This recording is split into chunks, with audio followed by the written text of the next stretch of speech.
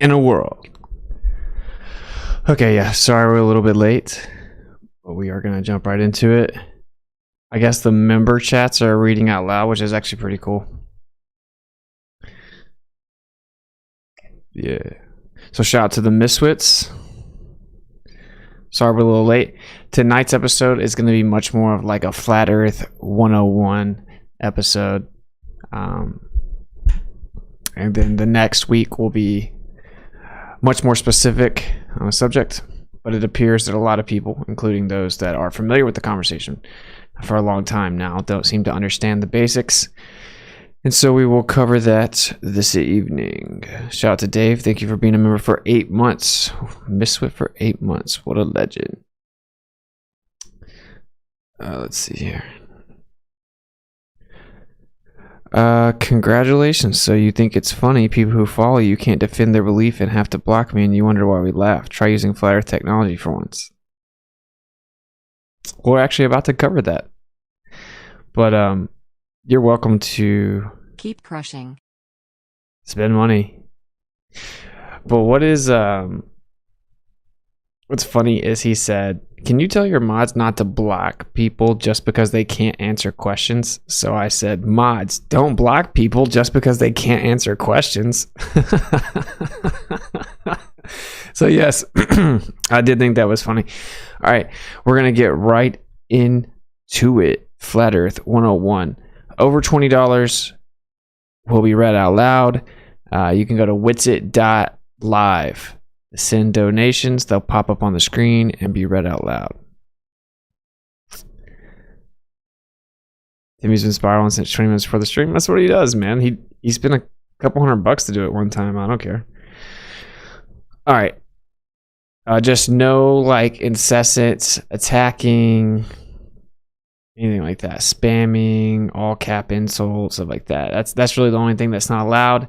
If you're like completely distracting away from the subject, you may be timed out. I'm actually going to implement a bot that will be doing that. I could just ask the ballers to fulfill their role as bots. I'm just kidding, sort of. All right, let's get into it. Flat Earth 101. All right. So, this is not Flat Earth. No one thinks that this is Flat Earth. This is the average person that hears about Flat Earth and they straw man the actual position. Now, you may be surprised, not only people that are new to the conversation do this. People that have been stalking it for many years do this. This is called a straw man fallacy. This is logically fallacious and quite remedial. Let me actually just come over here real fast. Let me find the PowerPoint. Boom. So you can't use straw man fallacies in a debate. It's just basic, right?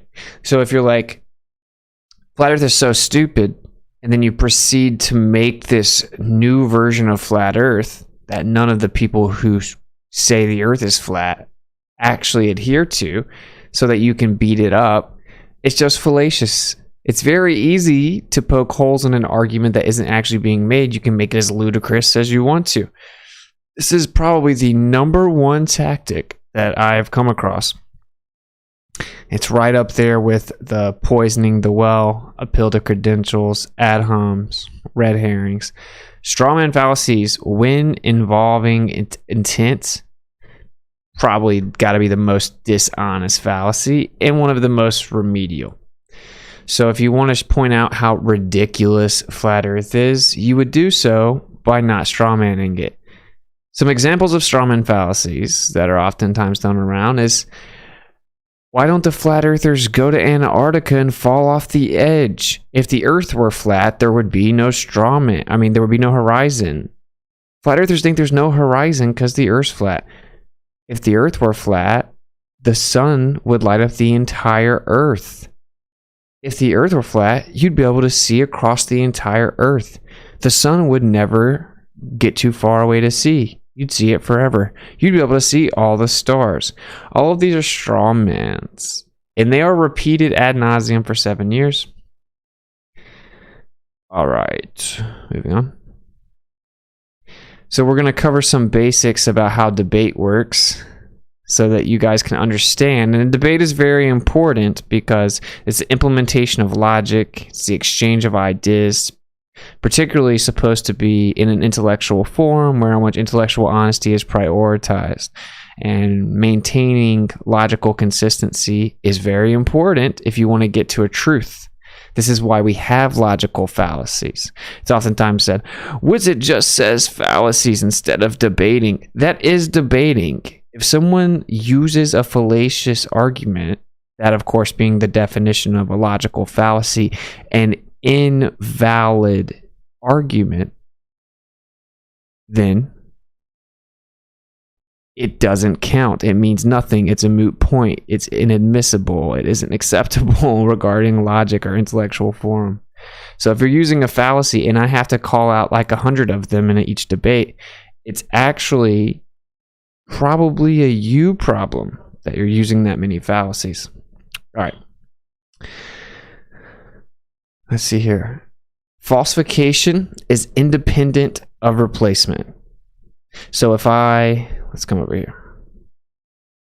Perfect example of this. I know this is very basic stuff, but what you will discover as you begin to look into this subject is for the globe to be such a slam dunk, all of its proponents and those who defend it can only use fallacies. In fact, I've asked this question for years. Never has it been sufficiently answered. Can anyone provide me sufficient evidence for the globe void of logically fallacious reasoning? They literally cannot. Not even one. So here's a story to explain why falsification is independent of replacement. Again, there are many people that for some reason get mad about this phrase or ignore it. This usually comes up because they're like, oh, well then once you refute a position of the globe, you show it's physically impossible, scientifically impossible, even mathematically impossible. You show the empirical evidence directly refutes it, shows that it isn't true. Never do certain people defending the globe actually concede or admit it or acknowledge it. They immediately shift over, right? Shifting the burden of proof onto the person that's denying or challenging the positive assertion. And what else they do is they just completely ignore the refutation and they say, well, then how would it work on a flat earth? Well, for starters, if something is claimed and hasn't been substantiated with empirical evidence, it has the burden of proof. I don't have to prove it's not true. You have to prove it is true. Burden of proof. The shifting the burden of proof fallacy is when the person making the positive claim shifts the burden to the party denying or challenging the assertion. So if you claim that NASA, that you believe that these are pictures from Mars 100 million miles away, and I say, I don't believe that. That looks goofy to me. I don't believe it. I don't have the burden of proof to prove it's fake. Like if I give you a video of Sasquatch, you don't have to believe in Sasquatch until you can prove it's not real. Okay? They have to substantiate it's truly a video of Sasquatch. Okay. So here's an example of falsification being independent of replacement. The fact that people deny this should show you this is a very serious state of cognitive dissonance. And for something to be so definitive and scientifically verified for thousands of years, it should certainly not include such logical ineptitude. So, and please don't distract from the subject. If you have questions, as a baller, it's okay. This is Sculling the Globers. You're certainly welcome here. This is where you get scolded, but you should be paying attention. Maybe even taking notes. You need to pay attention because we're never going to make progress in this conversation intellectually until you guys understand these basic concepts. Okay, falsification. I didn't even realize that that's right below it. Falsification is independent of replacement. If I go to my parents' house and I look through a closet that's in the hall. I find a shoebox in the top right of the closet. It says, do not open. So, of course, I open it, and I find out that it's a file in there, and it's adoption papers, and that actually I was adopted. And I go up to my friend and I say, dude, you're never going to believe this. My whole life is a lie. It's a very good analogy for figuring out the earth is not a tilted, wobbling, spinning, physics-defying ball in a vacuum. Turns out everything I believed was a lie, bro. Those people that you've grown up with, that raised me my entire life, it turns out they're actually not my biological parents. I was adopted. They're like, get out of here, bro. Everyone knows those are your parents. What are you talking about? I say, okay, well, yeah, check it out. Here's the evidence falsifying the claim that those are my biological parents. Here's all the evidence. There's my DNA clearly not matching my adopted parents, my adopting parents. Here is it saying that I was adopted at age 1 or right after I was born. So here's the actual adoption papers proving that they're not my parents, thus falsifying that claim. And then you turn to me and you say, well, then who are your real parents? And I say, I don't know. I'm not sure. I haven't gotten to that part yet. I'm trying to figure it out. I just found out that they're not really my parents. And then you say, until you can tell me who your real biological parents are, I don't believe that those are not your biological parents. I still believe it. I'm like, wait, there's evidence here showing you that they're not my biological parents. We falsify that they're my biological parents. I don't need to replace them with my real biological parents to establish and acknowledge and to know that that actually is not my biological parents. But everybody in town thinks that's your biological parents. Are you saying everyone in the church and in the school and in the entire town are in on some big lie to convince you that those are your parents? No, I think they also believe that they're my parents. Right? So it's a very simple analogy. If you can't understand the concept, that you're being disingenuous. Falsification is independent of replacement. If I say, well, actually, scientifically speaking, the Earth cannot actually be sustaining a geomagnetic field due to a geodynamo model where supposedly the outer core spins causing convection currents and then actually establishes a geomagnetic field. For this, and this reason. All the predictions don't actually match. You can't even show the geodynamo model acting like that, much less lacking symmetry like the magnetic field in the Earth does within the globe model. You can't even actually show the physical mechanism which it will sustain, blah, blah, blah. Well, then what is in the center of the Earth? We can't go past 8 miles. I don't need to replace it. I took a long time to really break that down because it is one of the most popular tactics that people use. Well, then what are the planets? Then what is underneath the Earth? Then what is inside the Earth? Falsification is independent of replacement. Okay. And until someone can accept this, you're never going to be able to actually accept the truth. Okay, the burden of proof is on the one making the positive claim.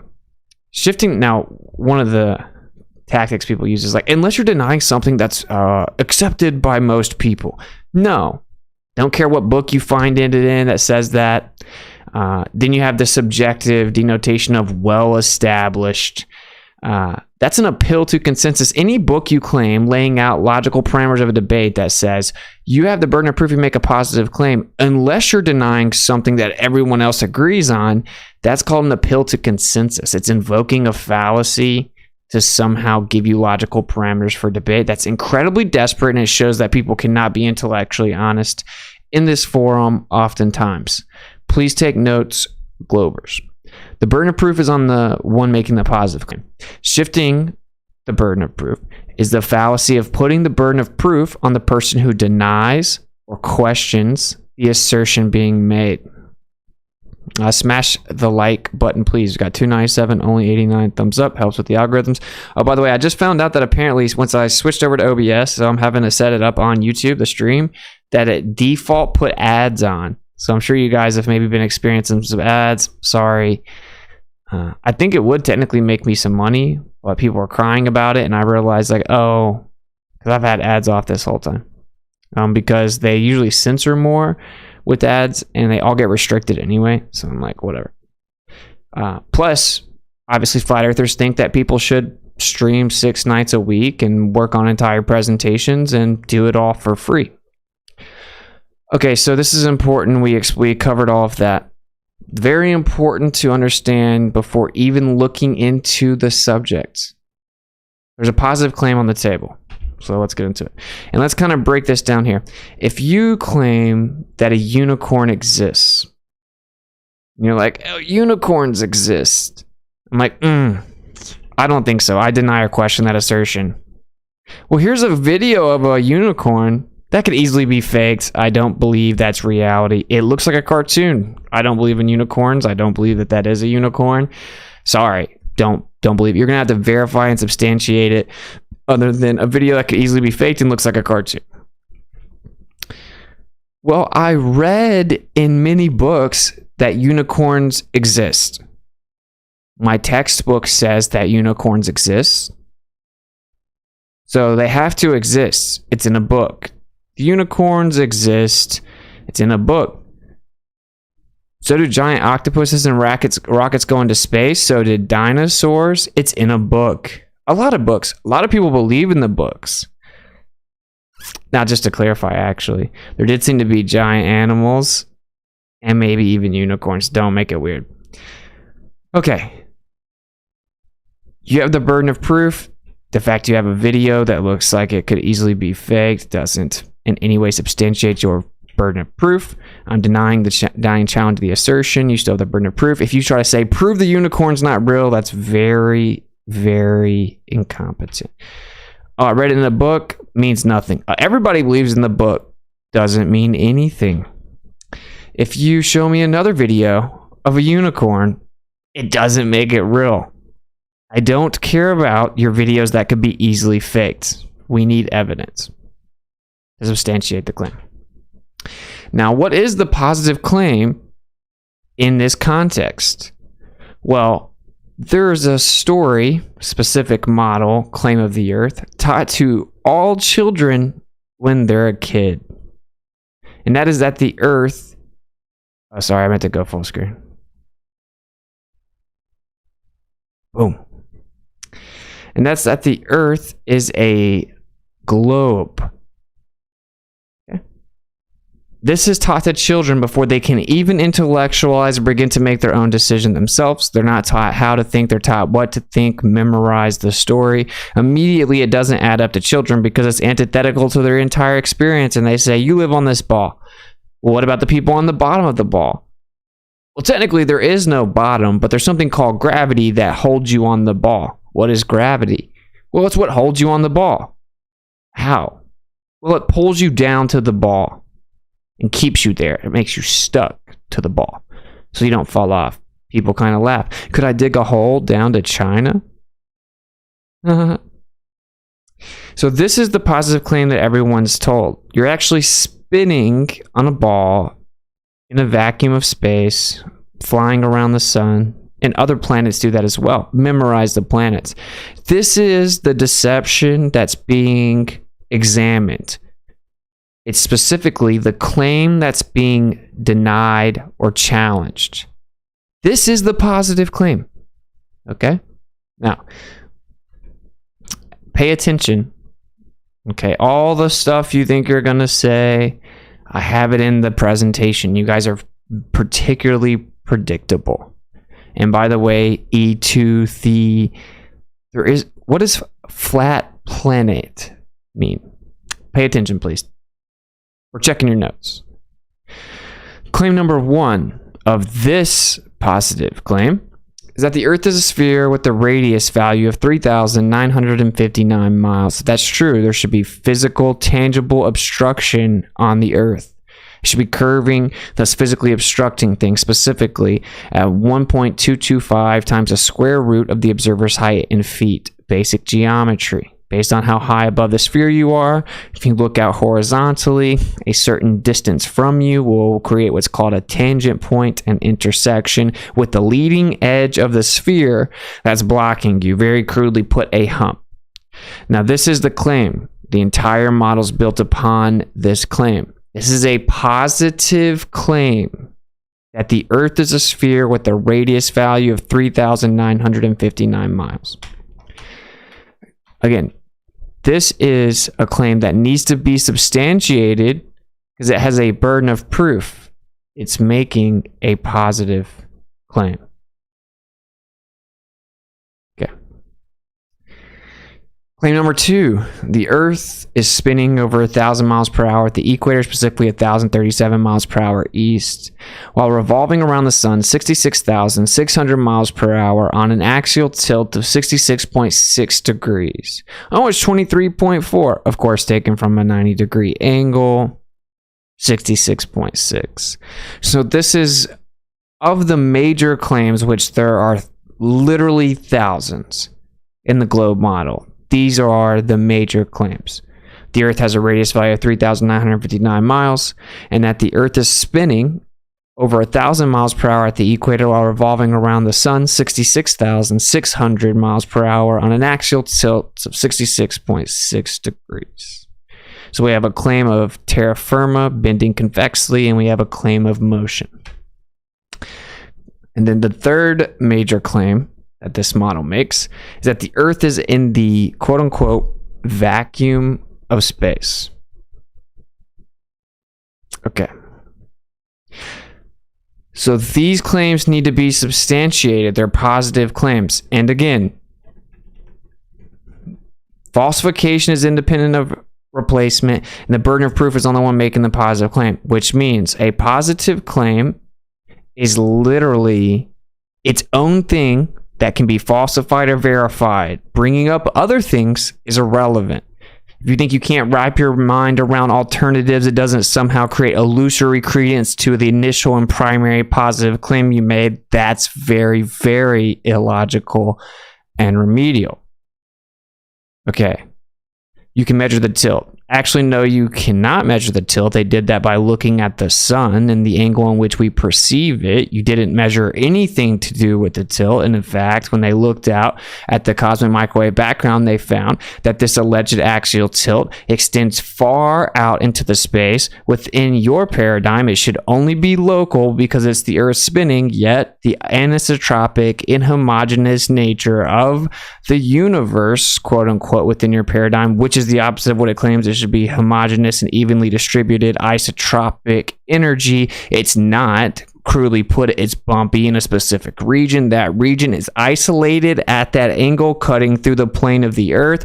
This is actually a direct refutation of the claim that is the Earth that's tilted on an axis, because it would only be local to the Earth, yet in extreme distances beyond the Earth in your own paradigm, it was observed that it is not only local to the Earth. And this is another good point here. The tilt can be measured. What's actually meant by that is we can look at the sun, see that it's at a certain angle, and then presuppose it's actually not at that angle, beg the question and reify that the globe must be tilted at that angle to explain our presupposed model. Everything the globe has, and I mean this quite literally, this is why true earthers will go nowhere, and there are millions and millions of us growing every day. Globe proponents cannot offer one single viable piece of evidence void of logically fallacious reasoning. They then revert to very remedial tactics. Let's show you one. We're going to use this guy for class as an example. So this guy says that the tilt can be measured. I specified a refutation of that claim. He's ignorant on the subject. He could not refute it. It isn't actually something that can be rebutted. He doesn't know anything about it. So this is the number one thing they do. They say stuff like this. Nice word salad. Now, let's define this. One of the number one things said to me specifically. Word salad is the incoherent rambling of someone typically attributed to schizophrenia, meaning incoherent words that do not make sense. That is, if I say, table yesterday, 7-Eleven, that's why. That's word salad. Or you could even just say what they would pretend that I do. Dielectric mediation, centrifugal excitation yesterday, ether. But what I actually would say is, well, magnetism is nothing more than the conjugate geometric expression of centrifugal divergence, centripetal convergence. What's going on with the sun lately? Not to change the subject though. I sent you a message on Instagram with pictures I personally took. If in your free time you could check it out. Love your videos and God bless. Continue on, bro. Thank you for the very generous super chat, hard hitter 50 for the 50. I'm not sure exactly what you're talking about, and we can maybe talk about it in a second. I'll check my messages on Instagram. So no, I don't know, but that is interesting. I'm always intrigued by such a thing. Let's go back to this baller, which normally what they do, like as I'm actually specifically addressing him, he'll be typing in the chat. He won't actually be listening to the direct logical evisceration of his point. Okay, so he said, you can measure the tilts. What I said was, actually, if you claim that the Earth is a ball that's tilted, right, at 66.6 degrees off of 90, you can equally say 23.4 degrees. That means that the tilt is the Earth itself tilted, which means that what we perceive in the sky that's tilted is supposedly just because of an illusion created by the fact it's the Earth itself that's tilted, which means it can only be local to the Earth. What they discovered when they looked out into space is that this tilt is not only local to Earth, they saw it far beyond our solar system. According to the globe model, that tilt cannot exist outside of the solar system. It must be local because it's supposedly the Earth itself that's tilted. Specifically how they figured this out, this is what he called word salad, which is objectively just a completely irrelevant non sequitur claim so that you can avoid what's actually going on. So the heliocentric globe model claims that the universe should have homogeneous isotropic distribution, even distribution of energy in space, because supposedly it's expanding, and specifically an accelerative expansion in all directions away from every point, and there is no center. It should be homogeneous and isotropic. When they looked out into the sky, what they actually saw was that it's anisotropic and inhomogeneous. Now, to put it crudely, a bumpy distribution of energy. A lot of it did appear homogeneous, but a very isolated area did not. That isolated area extended far beyond the presupposed and reified solar system, and it was on this assumed tilt of Earth angle way beyond the solar system. So out of the whole universe in this presupposed fairy tale paradigm, the tilt should only be local to Earth. It's the Earth physically tilted. But what they saw was that this tilt actually isn't only local to Earth. That directly refutes the claim that it's the Earth tilted objectively. Now, that's not word salad. That is a direct refutation of your claim that you don't understand, so you have to avoid it. That's okay. The truth is not for those who don't want to see it. And in addition, whenever people say that they can measure the tilts, the way that they allegedly did this was they looked at the sun, they saw the position of the sun throughout the year, and they claimed, oh, the sun's not actually changing position. The reason we see it on this elliptic plane is because the Earth itself is tilted. And it just makes it look like the sun is at that angle because of an optical illusion that it's the sun changing position. And then he proceeds to literally do exactly like it's perfect to have them here. It literally teaches the people new to the subject. Right after I explained how they supposedly measured it, he types in the chat, you can measure the angle difference between the solstice and equinox. Call it what you will. The measured angle difference between the solstice and equinox of the sun, and what we see is that the sun changes position. They measure the change in position of the sun and claim the sun is not changing position. It's just an illusion because we're tilted. I directly refuted that claim by showing that the actual angle isn't local to the earth. It's far beyond that within your own paradigm. People will never actually address that. And Space Audits dropped a visual for you to help you explain it. So watch the live chat replay. Okay, we're going to move on. Just a perfect example of how logically fallacious and bankrupt the globe proponents are, which is why schooling Globers is literally a necessary show. Okay. So just to recap, claim number 1, the Earth's a sphere with a radius of 3959. Claim number 2, that the Earth is tilted on this 66.6 degree where they hijack the actual position of the sun, and it's been proven that it's not local to the Earth, which is impossible if it's the Earth itself that's tilted, and you'll never get a rebuttal ever.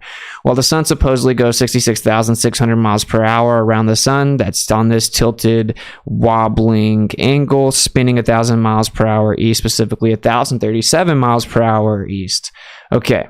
Third claim, the Earth is in the vacuum of space, that there's actually layers to the atmosphere, quote unquote, and that's within a vacuum. They claim that gravity holds this down next to a vacuum, but that gravity doesn't actually pull and hold things down. It's more of a push, and specifically, it's basically guiding it through the railroad tracks that is the gravity well of the bending and warping of space and time. But they will teach children, right, that it's actually pulling you down to the earth. This is why we have grown adults in 2023 and everyday population of the layman running around claiming gravity pulls you to the earth and pulls the atmosphere to the earth, because they tell the really remedial, dumbed down version of the story to people so that they can propagandize them. Yes.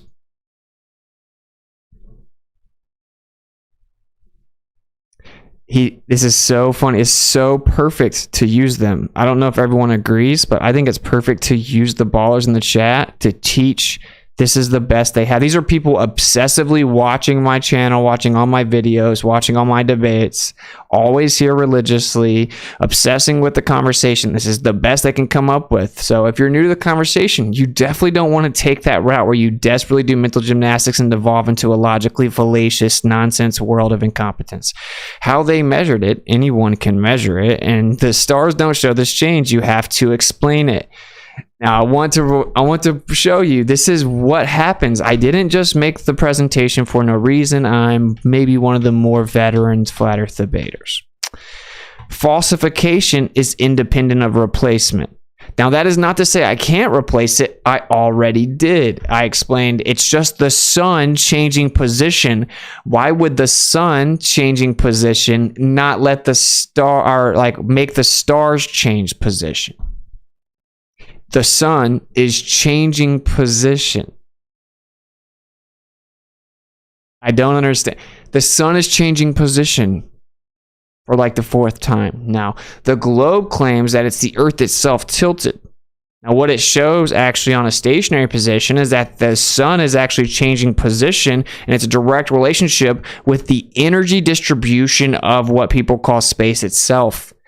Only works on a geocentric position. So when we say falsification is independent of replacement, well, this claim here, which is that they measured that the Earth is tilted by not measuring the Earth, but looking into the sky, they're claiming that it looks like the sun is changing position between the equinox and solstice because it's just an illusion. It's actually the Earth tilted. Okay? But what they found out was if that was true, then there would only be a local effect because the Earth is supposedly in a solar system revolving around the sun, which means when you look out into space, you should only see the effects of this tilt creating these illusions on the local scale of the solar system because it's the Earth itself tilting physically that causes it. But they observed that far beyond this alleged solar system, far beyond it, according to the background radiation energy, there was this same angle relationship with the sky way beyond the solar system, which is literally and objectively impossible if it's the Earth itself that's tilted causing it, because it could only cause it locally. I do get that some people may not understand what I just said, but it doesn't change it. I don't know. Did it not read your other donation off? Because I see you sent another one. It says, no word salad here. Haters gonna be mad at me for donating. There's no doubt about that. Did it read it? Did I miss it reading it? Hard hitter here. Haters gonna be mad at me for donating. Smiley face, winking face. Thank you, brother. Hard hitter 50 for the $50 super chat. Generous, very generous, brother. I appreciate it. And yeah, they are going to, but I do greatly appreciate it. It helps a ton. I'll take a bit of that hate too in Canadian funds. Hey, Gordzilla37, thank you for the $5 super chat, brother. Much love.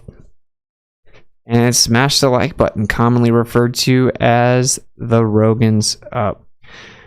Okay, I am very appreciative of the, not really ballers or even globers, but anti-flat earthers for showing up so that we can help teach people. I think it's this one. Yeah. Okay. Let's move on. Just to show you again that falsification is obviously independent of replacement. So there's the three basic claims. Okay. The Earth is a ball curving at a certain rate. It's spinning. So that's the claim of convexity. The Earth is bending convexly. It's supposedly a sphere and it's in motion, spinning, wobbling, revolving, and that it's doing all this inside of a vacuum. Okay. The heliocentric model has the burden of proof for these positive claims. Very basic stuff. So this isn't some like God appointed default position that doesn't need to be substantiated and get some magical pass where all of a sudden it doesn't have the burden of proof. That's quite the opposite of the truth. And what is very interesting is if you've been watching Relatively Speaking, I've absolutely buried the heliocentric model and we will continue to do so. And in reality, there's actually no empirical evidence that the Earth is orbiting the sun. All direct measurement attempts to measure this assumed orbit have been negative, the most prominent or the most famous being Michelson-Morley. It did not detect a friendship. They added a fourth dimension of time and changed all of physics to say, oh, well, it's just an illusion that the Earth will always appear to be at rest. Basically, me quoting Einstein there. And this is the question that no one's been able to answer. If you use Newtonian or Newtonian or Einstein dynamics, then what it shows you is that within this presupposed reified idea of space and masses and distances and the Earth being a sphere and all this stuff, a geocentric and heliocentric model have a kinematic and dynamic relationship. Kinematic is how objects move, bodies move in relation to one another. The pen is moving in relation to the Sharpie. Relativity says that as this happens, it's just equally as valid to say that the Sharpie's moving around the pen. This is kinematics. The Sharpie is going up relative to the pen. Okay? How bodies move in relation to one another. Kinematics. It's a geometric description. It's moving around this, and you could geometrically explain that. Dynamics is what is causing this pen to move around the Sharpie. It's the force generated by my hand. The force is causing it to go around the Sharpie. So dynamics is the force or the specific physical cause or physical mechanism that causes the bodies to move in relation to each other. That's a dynamic relationship.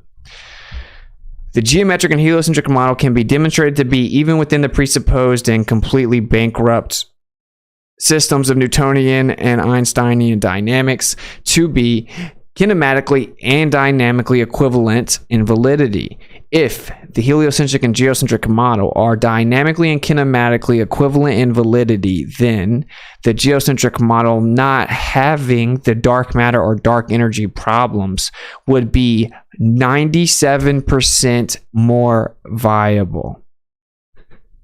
This is just a fact. All observations have shown that the Earth's in the center. The current model basically just says, oh, our model says, yeah, of course, it's always going to look like that. It's just an illusion, because they found out that they could never, ever debunk that the Earth's in the center. To quote Hubble, the idea of a central position of Earth can never be disproven. We ignore it because that special, unique position is horrific and intolerable. It will only be accepted as a last resort.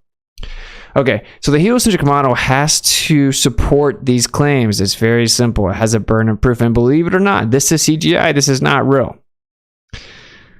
Okay. I don't think I missed anything. I did. Two things. Do you have any info about FE meetup in Pattersonville, New York in June? Are you going to have Audit NASA merch? Your boy needs a hoodie. We are making Audit NASA merch as well as flyers and business cards. We are launching the graphic design once we get the portal up this week. So we will soon. And we'll also have business cards and flyers to hand out. And no, I don't know anything about the FE meetup in New York. Oh, in June. Oh, yeah, upstate New York in June. I'm going to be there. Do I have any information about it? It's in upstate New York in June. Like, no, not really. But I'll definitely advertise it here soon. I need to get more specifics about it. But I am supposed to be a guest there, I guess, speaking. Just found your channel via Celebrating Truth. Your patience for those that allow fear to fight the truth. Been there myself. Is amazing. May the Creator bless and protect you and your family. Thank you so much for the kind words and support, Miguel. Much love. Thank you for the $10 super chat. All right, moving on. The heliocentric model has the burden of proof for the physical claims. Wait. Now, this is why I'm saying, like, the Globers need to be patient. They're in school, you know.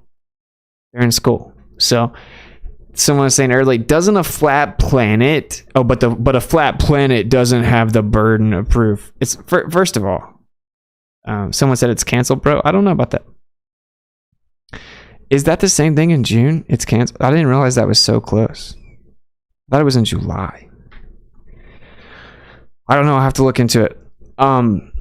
So first of all, there's no such thing as a flat planet. That's pretty insanely funny. But anyway. Wait, isn't saying the Earth is flat a positive claim? Right, this is what we hear.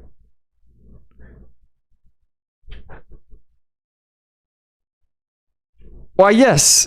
Yes, it is. Saying the Earth is flat is a positive claim. Specifically, flat is the description of a surface. And more specifically and more accurately denoted, the Earth is a stationary topographical plane. This is a positive claim. So when we say flat, it's a general description of a surface. And yes, it has the burden of proof. 100%. It's a positive claim. It has the burden of proof. Okay. Flat is the description of a surface. Flat is not a shape.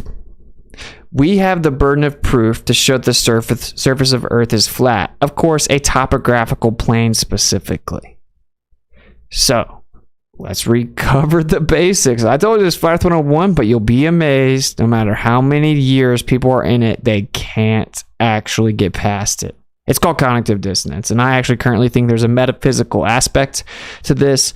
If you don't sincerely want to know the truth, you may not be able to get past even suffering from the cognitive. So maybe look within you. The weak find contentment in the consensus of ignorance. Flat is the description of a surface. Flat is not a shape. So when people say, like, you're claiming the Earth is a shape, flat's a shape, that's very stupid.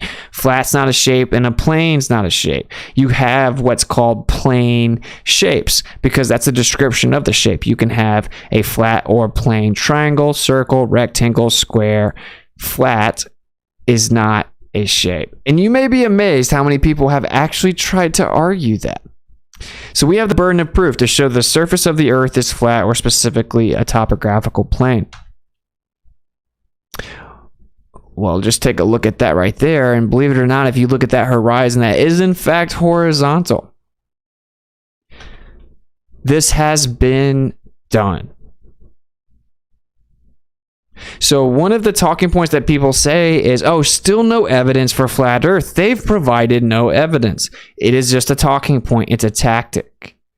It's objectively untrue and disingenuous. Tons of evidence has been provided for flat earth consistently. Once the evidence is provided, it's simply hand wave dismissed.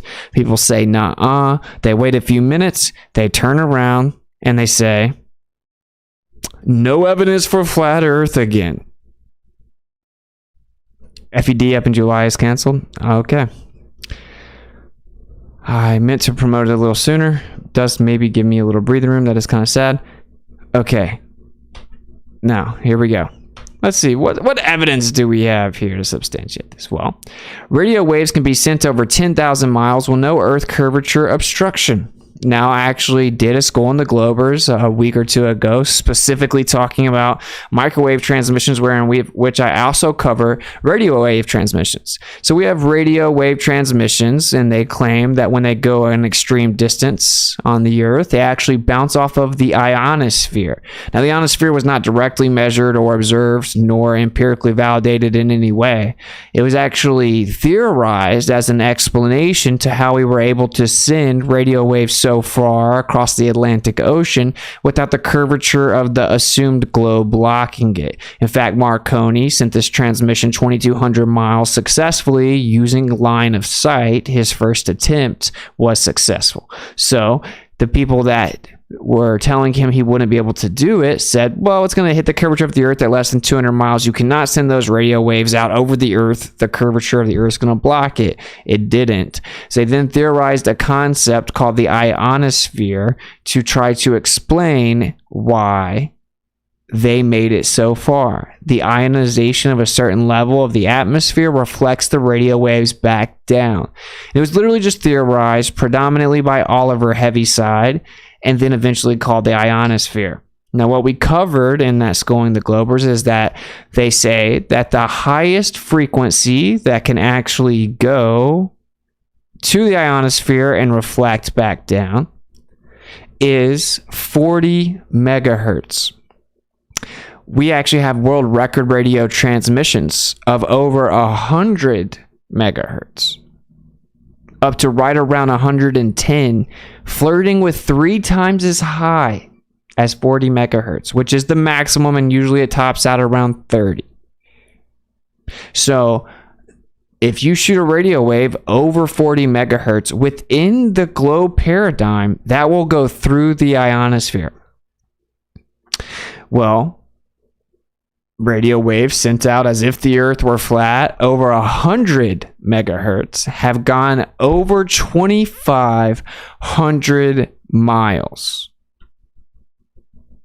There should be hundreds and hundreds of feet of earth curvature blocking the radio transmissions, but it did not. Okay?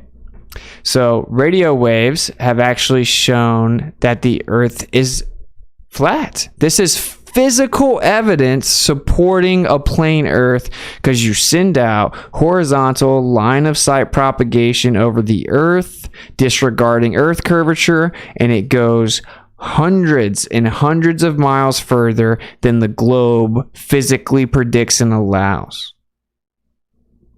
Now, if you come up with some made-up, unverifiable explanation to try to explain it away, which they came up with ionosphere, but that doesn't work. This is over 100 megahertz, and nothing over 40 can bounce off the ionosphere inside their own paradigm, right? So the truth is that this is sent out as if the earth is flat, and it is received. This is physical evidence for flat earth. The best the globe can say is, yeah, it would work like that if the earth were flat, but something else is going on creating the illusion. What that means is this is positive physical evidence that the earth is flat. It is objectively positive evidence. that the Earth is flat. Okay. In fact, it directly refused to claim a physical obstruction, tangible physical obstruction of Earth curvature. And these are very high frequencies. Moving on. Sextants have been used to successfully navigate for hundreds of years and require the Earth to be a horizontal plane. Now, what they will say is actually it doesn't require the Earth to be a horizontal plane. And I meant to actually take this slide out. Because they'll just say, well, you just use a tangent point. Now, technically, you can't have any perpendicular line to a plumb on a sphere, but they'll say, well, it's just a point on the sphere, and that's good enough. The part of the sextant that's very interesting is they extend it out to the horizon, assuming a plane. So, I feel bad for those that can't see the truth or even hear Austin right now. That's what they felt. They literally can't even hear it. It's very funny, bro. Run Boston Bear. It's hilarious. Like, they're just typing because they can't hear it. It's very funny. Okay. So the sextant's very interesting. I would actually say it's non-exclusive, but direct evidence that the Earth's a plane, because that's how it's utilized. They will say that they just take a tangent point on a sphere. Then you get circles of equal latitude, assuming this plane, extending it all the way out to the horizon, which is very interesting. Compasses also must be held horizontal. The globe claim is that, well, you can just treat it like it's horizontal and that the Earth's a plane, but that's just an illusion. It's actually just so big, you can treat it like it's flat. This is also physical evidence towards a plane Earth. Now, as to exclusivity, not necessarily my favorite, to be honest.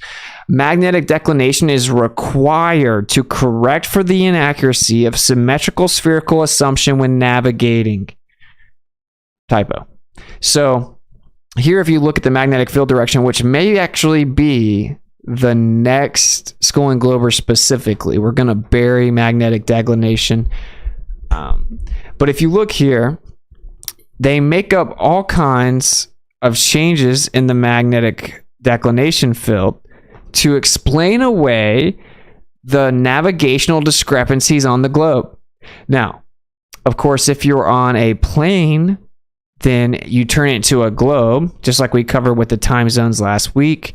You will see here in the north, you're going to actually have to stretch out the Earth a bit to make it a globe from a plane. You have to stretch out the north. When you get to the south, you're actually going to have to compress it from a flat Earth, because the flat Earth is going to be getting wider. Because, of course, Cartesian coordinate systems, longitudinal lines will actually be diverging away further and further from the center. Go check out last week's episode. So what they've done is create the magnetic declination in such a way in the north that it efficiently extends the distances of the land masses, or at least an illusory extension via navigation for mariners and for planes. Now, if you combine this with time zones that just coincidentally had 19 time zones in the north, 24 right where the globe and the Earth would intersect and have the same longitudinal area of zones, and then you get down to the south where it'd be much wider and they have 32 time zones. So they stretched out the land, removing 5 time zones in the north, which is what you would have to do if the Earth were flat, kept it 24 right where they would be the same on the flat and the globe, and then added time zones up to 32 all the way to 38 time zones in the south where it would be wider on a flat Earth. Totally a coincidence that arbitrary decisions of governments to pick out their different time zones based on politics, arbitrarily and independent of each other throughout the entire world, just so happen to pick their time zones out in such a way that it would conveniently allow you to disguise a globe as if it was a flat plane. Same thing with magnetic declination. So if you see here in the north, they've actually created the magnetic declination correction in such a way that it actually will be able to make the north look like it's wider than it actually is as they're actually navigating towards the center. And if people are only spamming insults in the chat, that's when you get timed out. You're happy to disagree? It is schooling the Globers. Okay, so magnetic declination adjustments were required to address the discrepancies while navigating south. Now, this is a fact. People navigated in the south using a compass, and they had huge discrepancies. But, and this is a very important but here, it wasn't random discrepancies. It was consistent. So when people went in the south, the rate of discrepancy was consistent when they tried to use a compass and go further south. They showed specifically there was not symmetry navigating in the north and the south. We're about to cover some of the specific examples, but this one's, if you have to deny stuff like this, you're not in pursuit of truth, and you're just making more true earthers. Like, if you have to deny what I'm saying right now, you are lost in the sauce. So, look, here you go. It's like, I don't know if you just got here, but we're going to use the ballers because it's hilarious to use the ballers to show you how I could debate 20 of them at once. It's just, when I go into these discords and different stuff, they interrupt, to obfuscate, all jump in. So here, they don't get to do that. I guess Austin doesn't know that you have to adjust for magnetic declination everywhere, not just south. LOL. I literally just covered that. I guess I don't know it. That's why I just covered it. In the north, they made the corrections in such a way that it actually would successfully create the illusion that it's wider than it is, based on magnetic declination for mariner and air flight corrections with your compass in the north. They are distinctly different corrections in the north and in the south. If you look at this right here, you can see the north has a pretty much the same 4 points emanating out from the center, evenly distributed, all coming right down around the same place where now the flat earth and the globe match again. Right here, you see right here, just like the time zones, conveniently magnetic declination starts hitting 0 a lot. What a coincidence. So the north just so happens that the magnetic poles are conspiring with the world's government for arbitrary determinations of time zones based on politics, so that you can conveniently have the setup that would just create the illusion that it's possible someone could be showing that the Earth's a globe even when it's a plane, by creating illusory extension of the land masses in the north. So I guess when I specifically addressed it in the north as well, I probably didn't deny that they use it in the north as well. But like I said, next week will actually be a very specific presentation about magnetic declination, and it'll probably just extend into magnetism itself. You don't want to miss next week's Skull and the Globers. It's going to be an absolute death blow and refutation to the globe. You will hear no rebuttals, just like you'll hear no rebuttals to the non-locality of the alleged tilted axis. So, anyway, just to briefly cover that, it just matches right up with the time zones, coincidentally, where in the south, it converges down, where you could make the wider land masses look smaller if they're following the navigational charts and the nautical charts based on magnetic declination corrections. What this means is, as you go down with your compass, it's going to tell you a specific amount you need to update. So it's like, oh, this is 180 degrees from me. This is south down 180 degrees. But magnetic declination says I need to correct 15 degrees, so that's 195 degrees. Okay, now we'll get into all the specifics, but when you start to look at it, it is, of course, no coincidence. This is even funnier. Dude, the Globers are so in over their head. Austin, UTC is one worldwide time zone. Talk about UTC. No problem. They use absolute synchronization, and even the GPS, quote-unquote, satellites use the absolute synchronization. So this place on the Earth, all these places scattered throughout the Earth that establish UTC use absolute synchronization as opposed to Einstein's synchronization. And that doesn't in any way rebut the argument about time zones, which is that there should be 24 equally divided longitudinal zones that are 1 hour time zones. If the Earth's a sphere that rotates every 24 hours, there should be 24 1 hour evenly distributed symmetrical time zones from the north to the south. Time itself is a concept, and no one's talking about that. Okay. Super funny. All right. Now, the point is that if you actually look at the north here, so goofy. I love that they're here, dude. It's so awesome. Anyway, so if you see the north here, what a coincidence that it goes perfectly with the time zones in such a way that if the people that were navigating followed these magnetic declination charts, they would be creating corrections in the north that aren't as great, but would be creating a slight optical or more so illusory extension of the land masses. It would be stretching them out. Check out Perth, no magnetic declination. Well, yes, that's right. Like I said, next week we're going to get specifically into all of the magnetic declination, but there are specific points as you're beginning to compress it back down that you would have somewhere that it can use the actual compass, but only very small concentrated areas here and there, and you would have the convergence from both the east and the west to that point. Okay, I'm going to break... Dude, next week is going to be so bad for the globe, maybe you guys shouldn't even come if you're suffering from that much cognitus. Globers, Austin. Yeah, no, exactly. It's hilarious. Okay. Again, weren't magnetic declinations measured, not created? I'm about to explain it to you, man. Calm down, man. The globers are so impulsive. They're so scared that maybe the Earth's not a globe. What do the colors signify? Different directions, east and west. We're going to cover this more in depth next week. I think that I might get red off. Okay.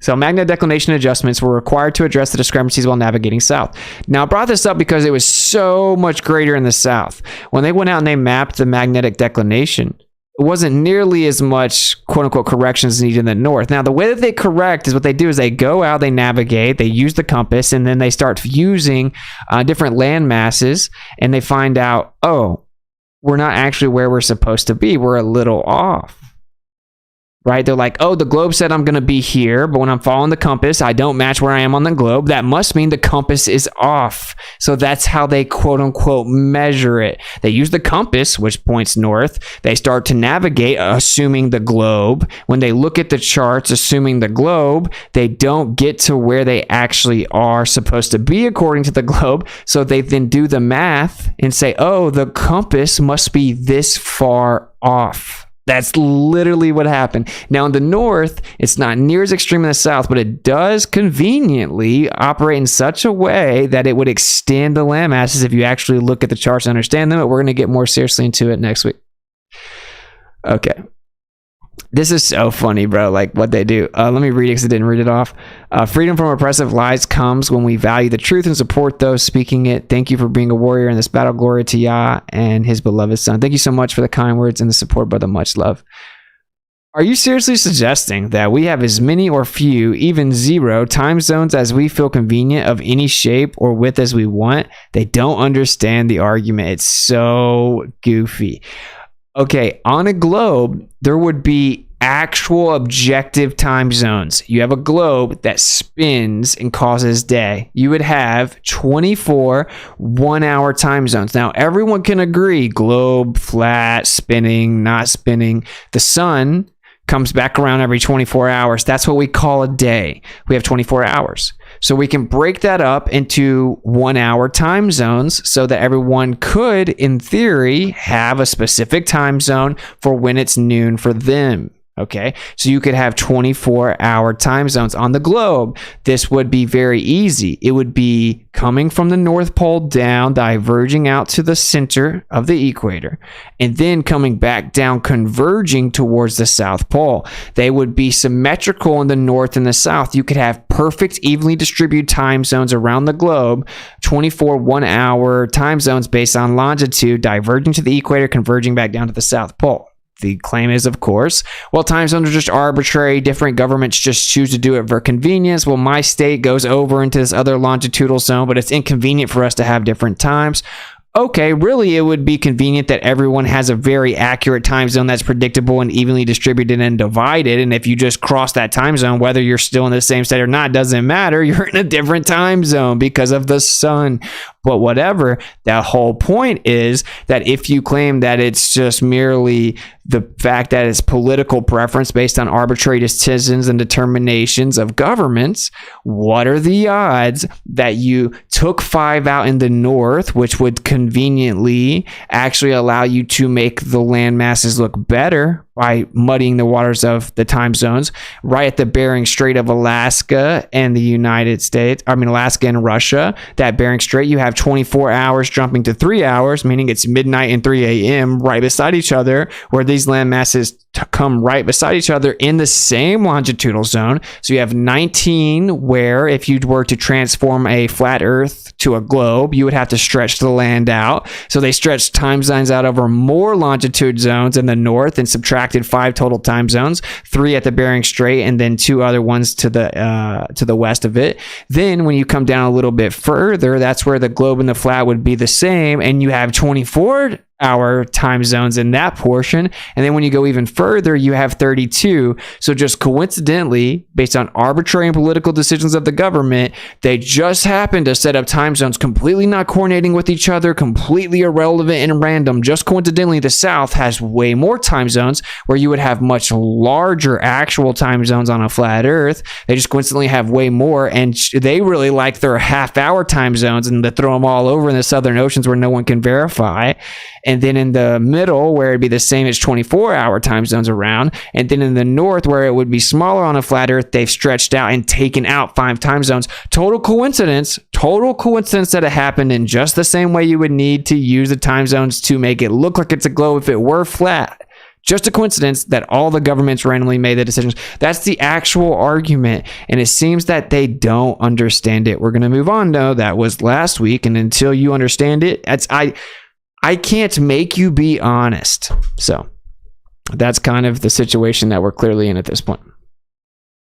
All right, so magnetic declination falls right in with that. What a coincidence that the magnetic declination, which was supposedly not arbitrarily determined, but was actually based on measurement, just so happens to show that in the north, it's much closer to being accurate with the actual compass position, but it does change in just a way that would allow you to make it look like the land masses are wider than they really are if it were flat and you transposed a globe onto the Earth. And the way they supposedly got this was they used a globe to navigate. Assuming a globe, they navigated the north, and they used the compass, and they saw how much they were off as they used the compass for what the globe predicted. Now, they did the same thing in the South. That's the supposed measurements. Now, the South is where it got very interesting. They got the North down where you see it's still pretty symmetrical, or it's pretty evenly distributed around the center, if you can see it. See right here in the bottom left corner? It's pretty equal coming out from the center. It extends out a little bit. We'll cover that more in depth next week. But the South gets much more chaotic. Now, this is what actually happened. Of course, on a flat Earth, the South is much wider than on a globe. This should be a huge distinction. We should be able to establish which one it actually is.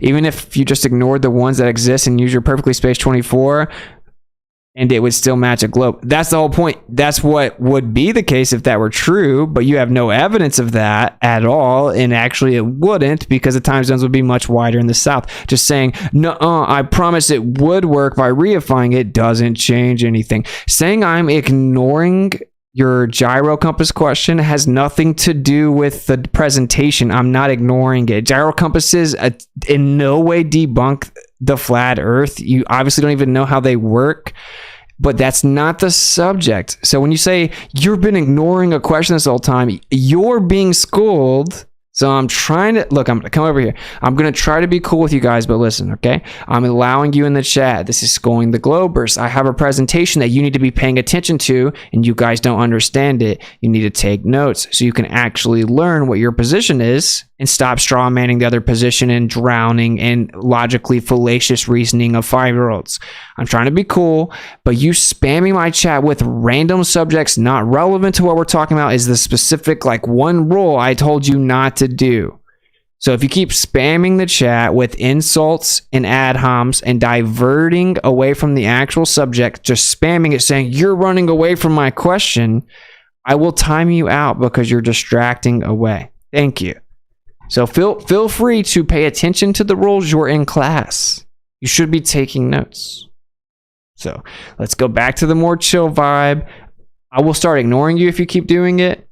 I was trying to be nice and give you guys your time to shine by showing how logically fallacious you are in every way. If you just keep on spamming insults and random questions not relevant to the presentation, you're just distracting. I'm going to have to put you in timeout. Like we're in school and you have to get sent to the principal's office.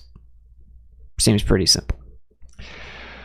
Okay, so we're going to cover this more in depth, like I said, next week. This is a really big part of the entire deception, and it needs to really be drilled down. We need to really get to the bottom of it, right? But magnetic declination adjustments were required to address the discrepancies while navigating south. Now, they will say also in the north, but like I said, it's significantly different. I've said it 10 times. If they just keep on pretending I didn't say it and repeating it anyway, that shows you that they're disingenuous people. Which is funny, they obsessively have to come watch my channel, but they know Flat Earth is so stupid. So that's why they're so obsessed with my channel. For years. All right, so we go to the south and it starts to get crazy. Okay. It starts to get really crazy. Arrogance. What about the people that come to my channel and spam my chat with insults and non sequiturs after I keep patiently addressing their questions as if I owe them something when they're distracting? It's the only rule. Oh, that's not arrogance. So in South Sea Voyages by J.C. Ross, another discrepancy is reported. We found ourselves every day from 12 to 16 miles by observation in advance of our reckoning. Reckoning is using land masses. By our observations at noon, we found ourselves 58 miles to the eastward of our reckoning in 2 days. Okay, so every day they found themselves off by 12 to 16 miles. By our observations at noon, we found ourselves 58 miles to the eastward of our reckoning in 2 days. In the United States Exploring Expedition by Wilkes, we find a similar error reported where the United States went and explored the South. In less than 18 hours, he was 20 miles to the east of his reckoning in 54 degrees 20 south. What's so interesting is this is a reoccurring theme over and over as they go to the south. Okay, so this is just a little bit example because like I said, we're going to really nail down magnetic declination next week. This is more of a generalized point, a generalized presentation, Flat Earth 101, and it's explaining like the burden of proof, right? And we're about to get into how that's relevant.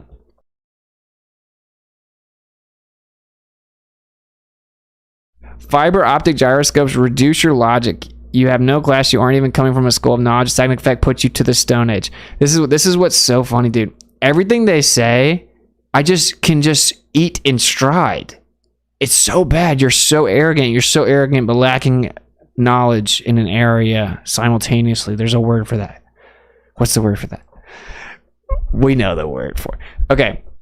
The fiber optic gyroscope, right, actually uses interferometry using the Sagnac effect discovered by Sagnac, who said it's a vortex in the ether. I can actually drop many higher level academic papers for you explaining that it could in fact be that very thing that he said that it was, a vortex in the ether actually causing this effect. A sidereal rotation prediction was matched with the ring laser gyros, starting with Michelson-Gell-Pearson up to 98% accuracy, but using the same interferometry and principle, they showed that they could not detect the orbit, which means there's only one viable option. The Earth is stationary and there's a real sidereal rotation that's being detected due to a real set of inertial forces, specifically centrifugal forces, Coriolis forces, Euler forces. The Coriolis force is twice as strong as centrifugal force, which would actually cause a net radially inward accelerative centripetal force. If you think that's word salad, you should maybe slow it down, rewind it. It objectively is not, and you will not get a rebuttal. Simply put, if the Earth is stationary and the sky is moving, it would cause the ring laser gyroscope. The Sagnac effect was actually discovered by someone named Sagnac, who specifically said it was a vortex in the ether. That's how it was actually discovered in the first place. And I have numerous papers from within your own academic paradigm admitting that that's a viable option. Okay, I think I missed a super chat. How do you think the Hughes-Peter map correlates with this? I'm not sure exactly what that is. I'll have to look into it. I'll try to remember. I'll take a screenshot. But thank you, Swamp Boy 34 for the $10 super chat. I'm not sure Hughes-Peter's map, but I'll look into that, and if I find it to be particularly relevant, I'll integrate it into next week, which will be about magnetic declination. All right, moving on. Oh man, I'm so scared. It sent me back to the Stone Age that I just like dunked all over it.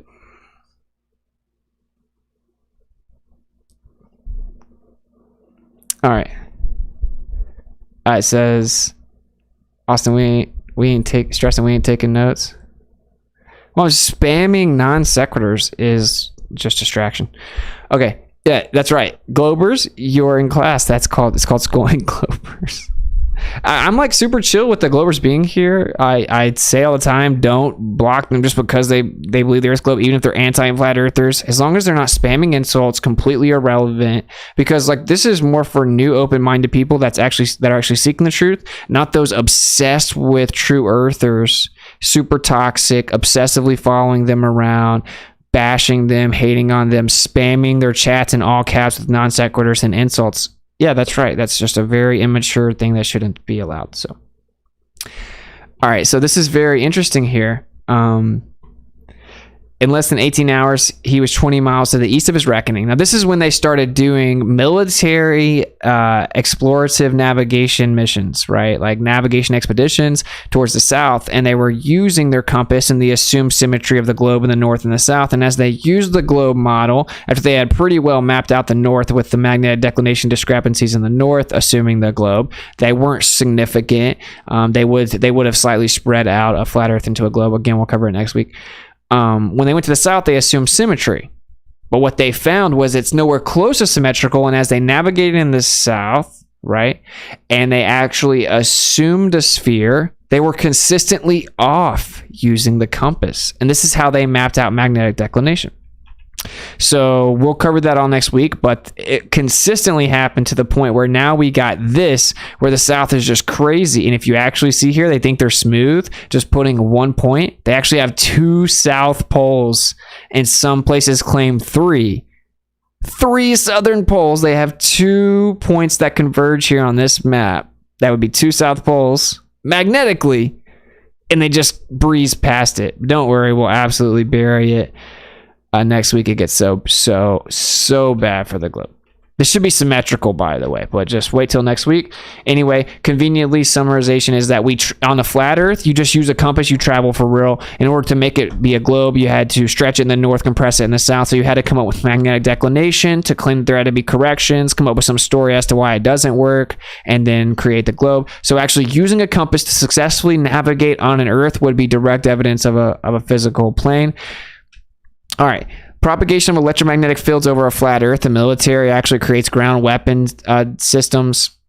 So tower systems that actually use electromagnetic propagation over a flat Earth. It's successful. They can use it for weapons. It assumes the Earth's a horizontal dielectric plane with a vertical dipole perpendicular to it. This is literally how they design electromagnetic weapons, ground towers that are electromagnetic weapons.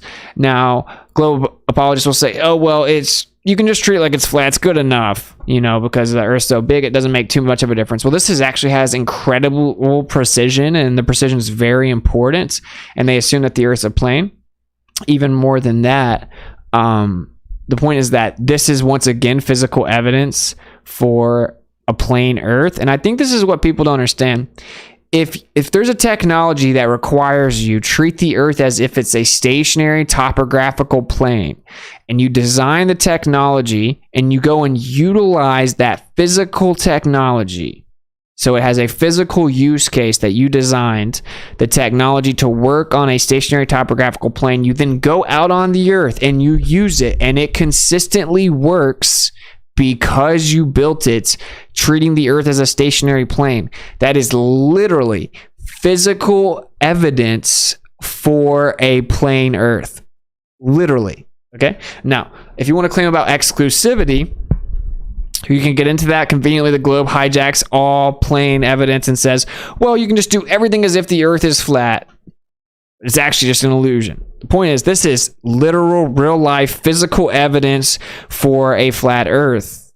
And this is where the globe has to hijack it and claim, well, if the Earth was flat, you would do it exactly this way. But I promise that's the case for the globe, too. It's just an illusion. Okay, that means this is real-life, physical evidence for flat Earth.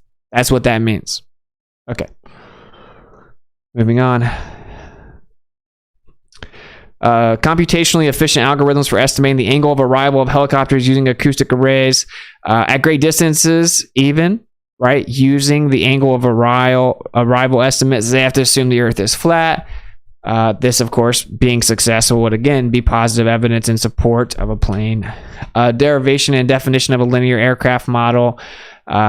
These are, of course, all military documents, and this here is NASA 1988. We all know that they design all planes to fly over a stationary topographical plane, a stationary flat Earth model. When they say you have no model, well, that's crazy because the military does. That's literally called a flat Earth model. Of course, what's something else that ballers don't understand is you don't have a globe model or a flat Earth model. That's really, really ignorant. You have different models to attempt to explain different phenomena. Like there's a geodynamo model that attempts to explain the core of the globe. There's a geomagnetic model that attempts to explain the magnetic field of the globe. Right? You have different models. There's a geoid model that attempts to map out and explain the sea level, the mean sea level on this bumpy geoid. It's called a geoid model. So that's a specific model to try to explain sea level on a ball. Right? You have different models to explain different phenomena. There's no such thing as the globe model. Same thing with the plane Earth. I can give you a frisbee, put a compass around a magnet, and then move it around east to west around the center and show you, well, this is a circumnavigation flat Earth model. Different phenomena gets modeled out. Anyone that claims you don't even have a model is very ignorant. That's literally an incoherent claim regarding the nature of the Earth, and models, of course, are not reality. Anyway, it's funny because there clearly does exist flat Earth models because the military has to use them for their aircraft and their weaponry, which means as this plane successfully flies, it's positive evidence for the Earth being flat. And in fact, the fact that it doesn't have to leave destinations or account for this alleged spin or account for this alleged curvature is hilarious, and it should actually have to account for Coriolis with a basic understanding of the conservation of angular momentum and energy. We covered that a few episodes back. You would also lead the object. It would save you time. It would be the shortest path. It actually wouldn't be a geodesic if the curvature of the Earth is actually combined with motion. Nevertheless, the point is that this is physical, empirical evidence that the Earth is a plane. And once again, here's what they say. Well, yeah, if the Earth were flat, you would fly exactly like this. We fly the plane exactly like the Earth is flat in a stationary topographical plane. Just like I have the video with the pilot where I say, so what you're saying is that the Earth is curving and spinning, but you treat the Earth like it's flat and stationary. And he said, yeah, exactly. I'm like, maybe it's flat and stationary. So there you go. What a coincidence. They do it for aircrafts. They do it for angle of arrival for helicopters. Do it for propagation of electromagnetic fields over flat Earth. And of course, there are tons of these. And what they always say is this just simplifies the math. It's just a model to simplify the math. Look at this other stuff that they assume about mass. That's not true. Oh, the rigidity of mass that doesn't really change at all whatsoever. Or they're like, oh, look, this would change. Okay, well, we're talking about the actual technology moving over top of the Earth. They have to treat it like it's a plane to be accurate. Okay, just saying, oh, they do it because the mass easier doesn't mean anything. What this means is this is physical evidence that the Earth's a plane. Here's another piece of physical evidence. This is called a specular reflection. If you look closely, you have an exact specular reflection in the water of what's above it. Okay. Now, here is where there's a disturbance in the water. This disturbance, of course, this is flat, calm water, so you have a specular reflection. As you have just slight disturbance in the water, you see that it's actually a distorted image. This is because any concavity or convexity of a surface will not cause a specular reflection. You actually need a flat surface to get a specular reflection. If you have any convexity or concavity, hence waves are a good example, then you aren't going to be able to accomplish a specular reflection because the concavity and convexity actually prevents this. You can even look at the simplicity of this animation, which is from a mainstream source, of course. You see the light come down. It requires the horizontal flat surface to reflect back up and give you a symmetrical reflection, i.e. a specular reflection. Here it is explaining it to you. You would have a diffuse reflection if there's actually any type of concavity or convexity. If you were on a sphere, you could not have any surface that was flat, void of concavity and convexity. And their happy answer for everything else, which is, I promise that the Earth is a ball, but it just always looks flat. You have to treat it like it's flat for the aircraft, treat it like it's flat for the helicopter angle of arrival, treat it like it's flat for the ground weapon system, treat it like it's flat whenever you have to make up magnetic declination, but when you actually treat it like it's flat with a section, treat it like it's flat with the radio waves, treat it like it's flat with everything. Okay, this doesn't work here. Saying treat it like it's flat when you create flat horizontal segment lines to build things. Treat it like it's flat when you build railways, canals, bridges, all engineering utilizing plane survey, assuming that the Earth is flat. How we get all measurements for all maps. How we build everything in engineering, right? Oh, just treat it like it's flat. But the Earth is so big, you can just treat it like it's flat, even though it's curving. That excuse does not work for this. The slightest bit of concavity or convexity completely eliminates the ability to have a specular reflection. The slightest bit of convexity. Now we can see specular reflections over really long bodies of water. For example, the sun on the ocean. Now, you can't have specular reflections of a mountain over a 10-mile lake on a globe because there's numerous feet of curvature that would cause convexity of reflection, which would diffuse the reflection, thus prevent you from having specular reflection. This is flat Earth evidence. Period. You need a flat horizontal surface to directly reflect the light. We see this all the time. As soon as you have the slightest bit of convexity or concavity, you can't have the actual specular reflection. If you apply this to, say, a 10, 20 mile long lake with a mountain reflecting off of it, that would not be possible if that water was bending convexly. You can look at any types of even convex or concave mirrors to prove this to you. It would be distorted.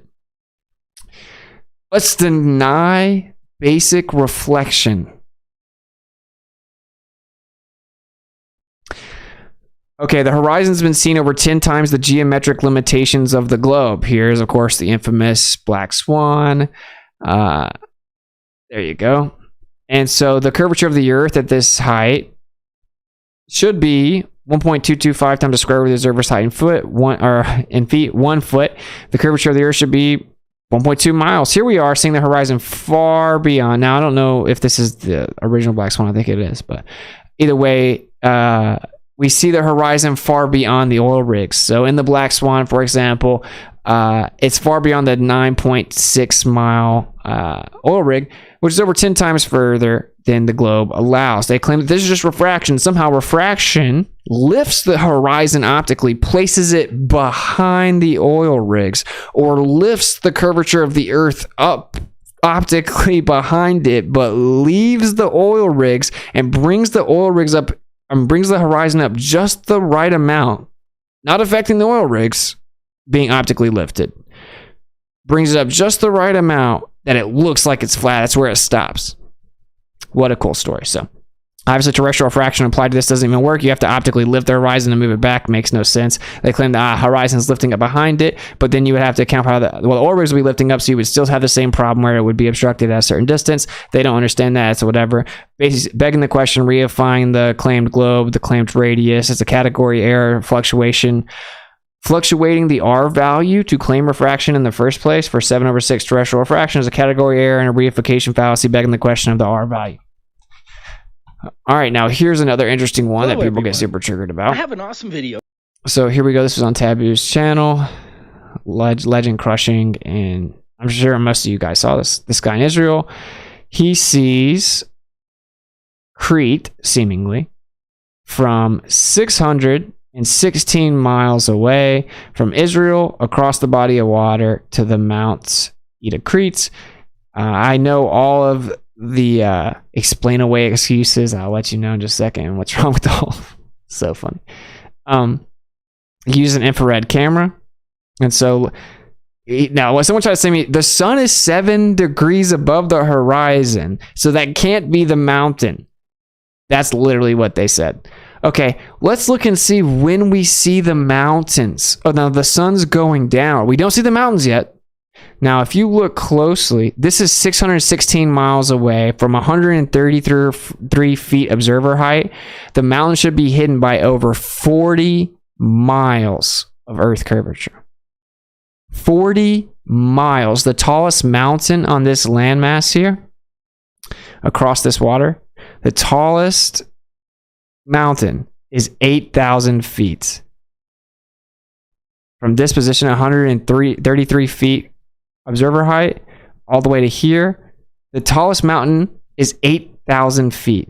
Based on the curvature of the Earth, it should be blocked by 240,000 feet, which is just over 40 miles of Earth curvature. Okay, now let's watch it.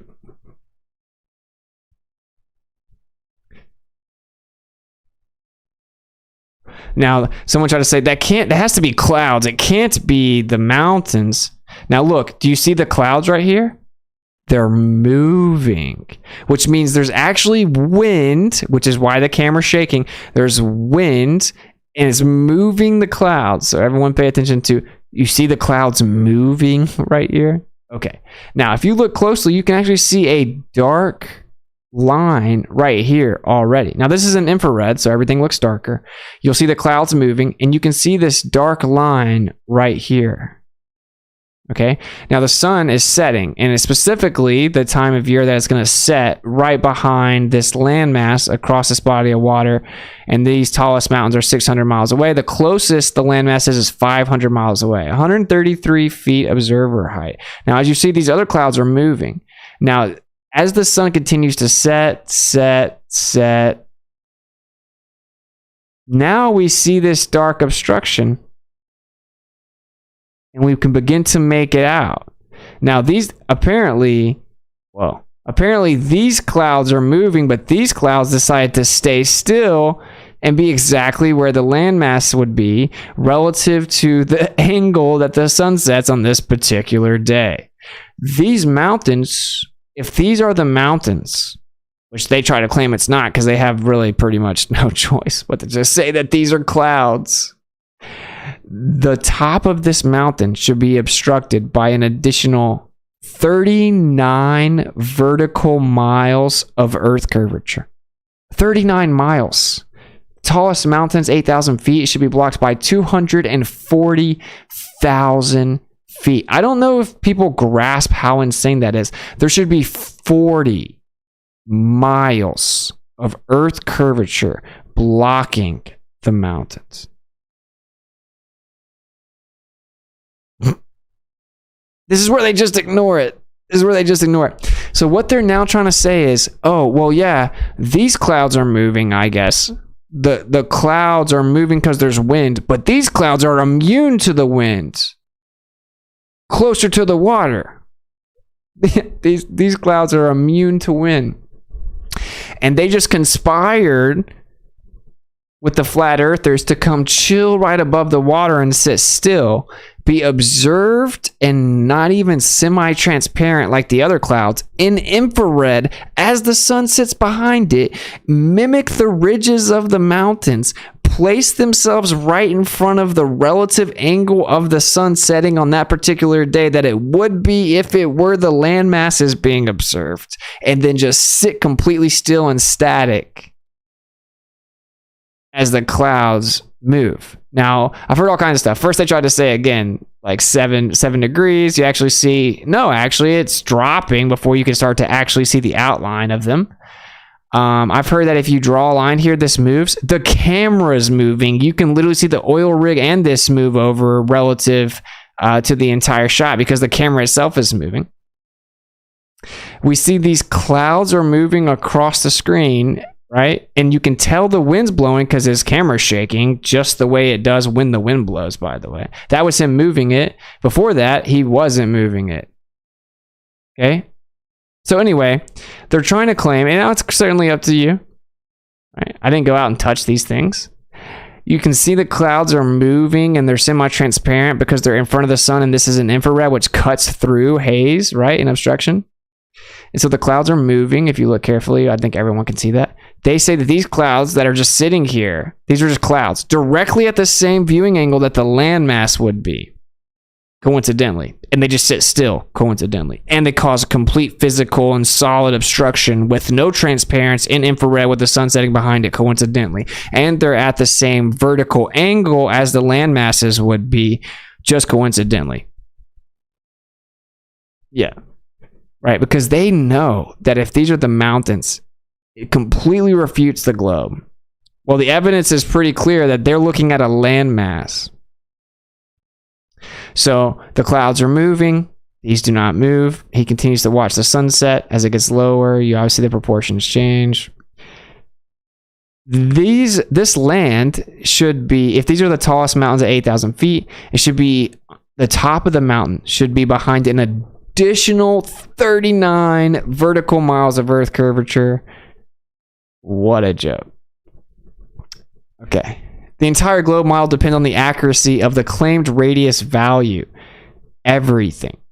The radius value has been falsified. Welcome to Flat Earth. And it's been falsified with microwave transmissions, radio wave transmissions of over 100 megahertz frequency shooting over 2,500 miles that can't even bounce off your illusory made up, begging the question ionosphere.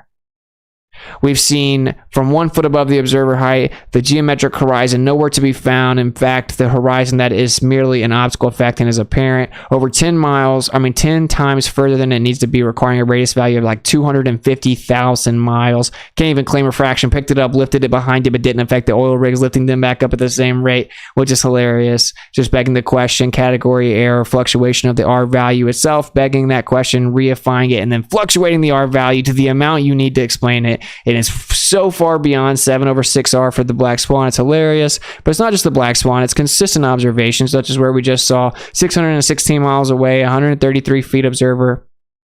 There should be over 40 miles of Earth curvature blocking the mountains. If you want to do mental gymnastics and say, oh, well, maybe it's not, or it could be refraction. If you think the mountains are refracted up over 40 miles of Earth curvature from 616 miles away in infrared, yikes. Anyway, so this is direct refutation or empirical evidence flying directly in the face of the claim that the Earth is a sphere with a radius value, right? The radius value has been falsified. So let's read this again. The entire globe model depends on the accuracy of the claimed radius value. Everything. Gravity, sun and moon, orbits, everything. The radius value has been falsified. Welcome to Flat Earth. So, there you go. Cry about it, I guess. This is not real. It's okay.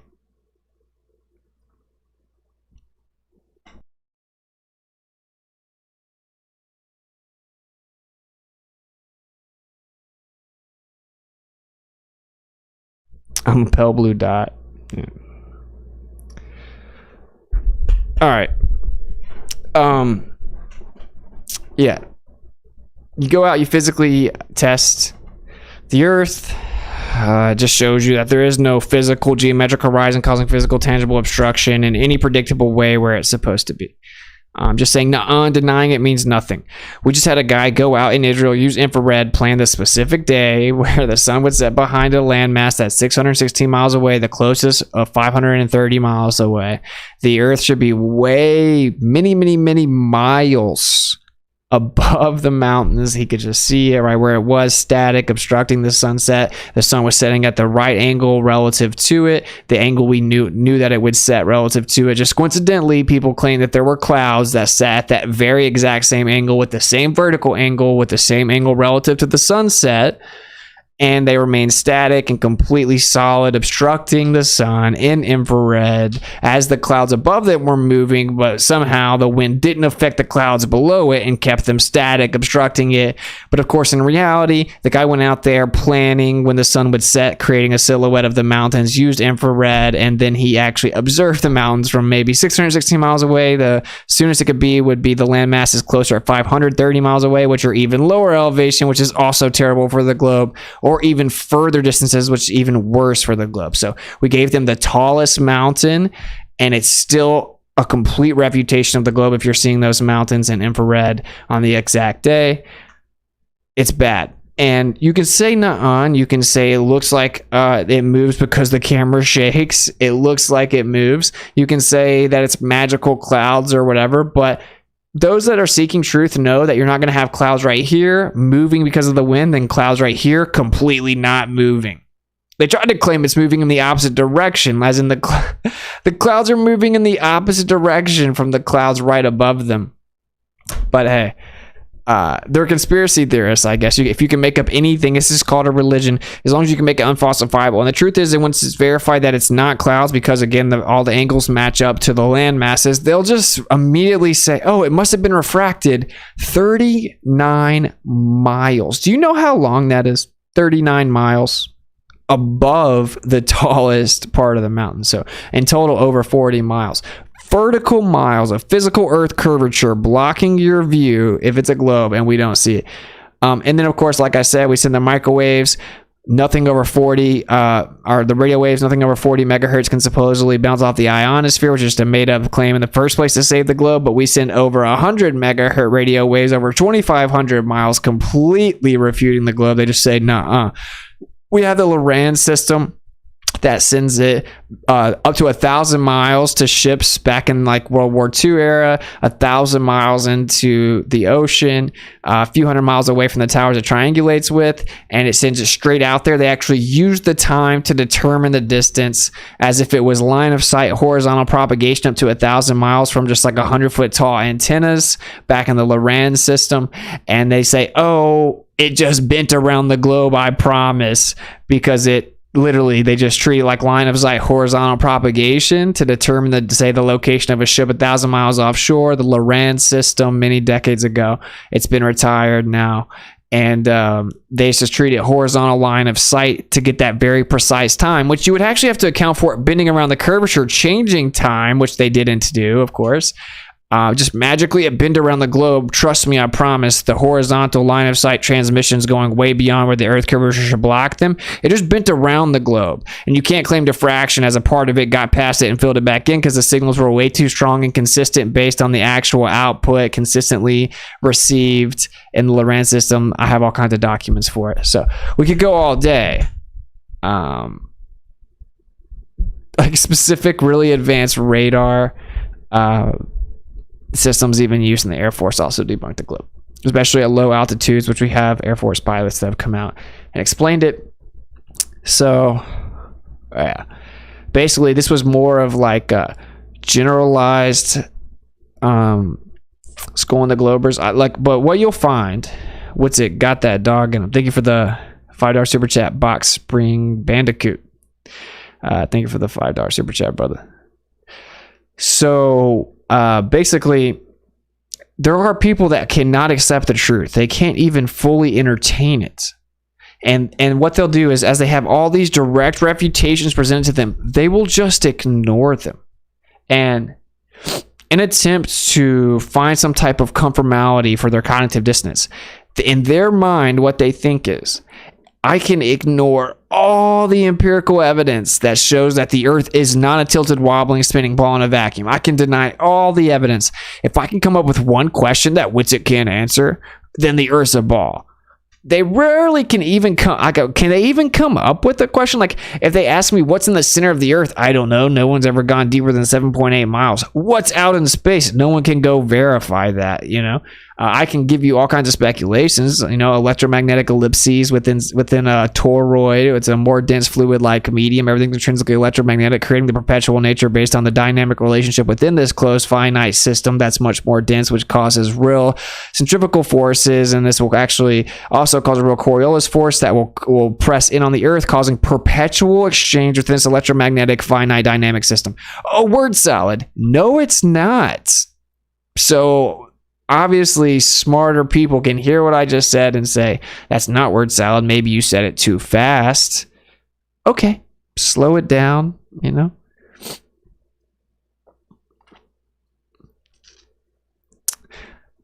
Yeah, we are being patient with the Globers on Schooling the Globers, by the way, Rico, but he is kind of like flirting with the just spam, like just say insults thing. But I'm not a glober, but what if the sun shrink at a point during sunset?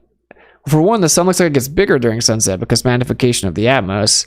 But we use solar filters doesn't change much, although at times it does look like it changes, and at times it just completely disappears above the horizon. The sun just disappears above the horizon, but it wouldn't change angular size much because you're in a limited field of view. So whenever the sun's moving over top of you on a plane Earth, you have a limited field of view. It's curved visual space, an azimuthal grid of vision. So you have a 360-degree field of view limit, effectively like a dome that you can see in all degrees. And this can be demonstrated in many ways, like corpuscular, anticorpuscular rays, hyperbolic geometry of visual space being tested many times.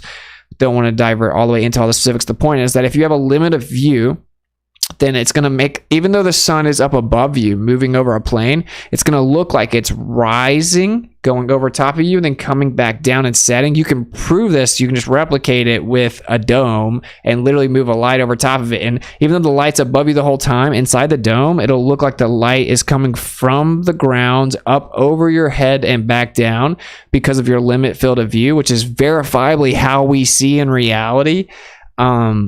And it wouldn't really change angular size. So, there you go. Witsit got that dog in him. He said this is hilarious. Hard hitter, $50. Thank you again, man. Very generous, brother. I almost barked, but I'm not going to do that. But thank you for the thank you for super chat and all the support, brother. Much love. That should get read off, I would think. Love what you're doing for the EPIC community with all your scientific evidence and experiments. I think. Witsit got that dog in him. World map.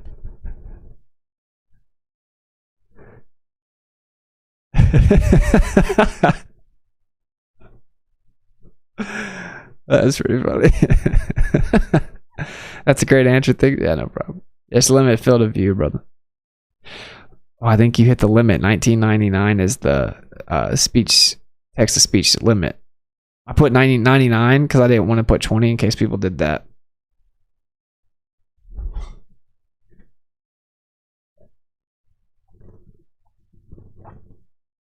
I'll let it read it off. It'll help with the manifestation. Let me come over here with the chat.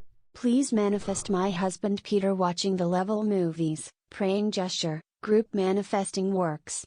We have 3 young children and it's for them too. Thanks, heart. Praying gesture, it said. Everyone manifest. Deborah's husband is going to watch the level movies and he's going to start with level 3. Which is Level With Me. LevelWithMeFilm.com. You can also go watch it on YouTube. It's now free. Share it everywhere. Peter, just check out the Level With Me films, my brother. I mean, yeah. Sometimes truth is stranger than fiction. We live in a crazy world. Light about the earth, brother. Deborah, thank you for the super chat.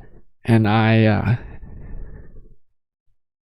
hope he checks it out. But I would say just pray for his eyes to be open to the conversation.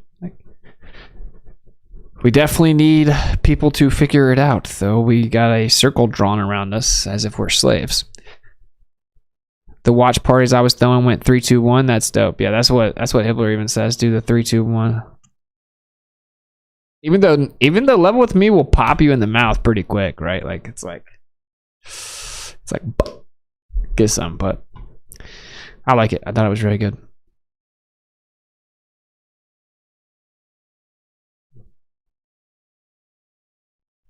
Cool, let me come over here.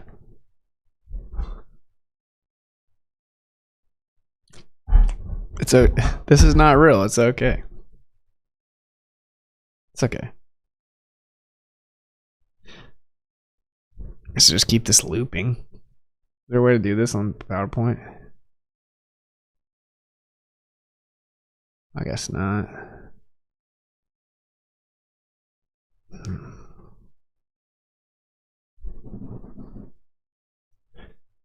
That was so good. Thank you.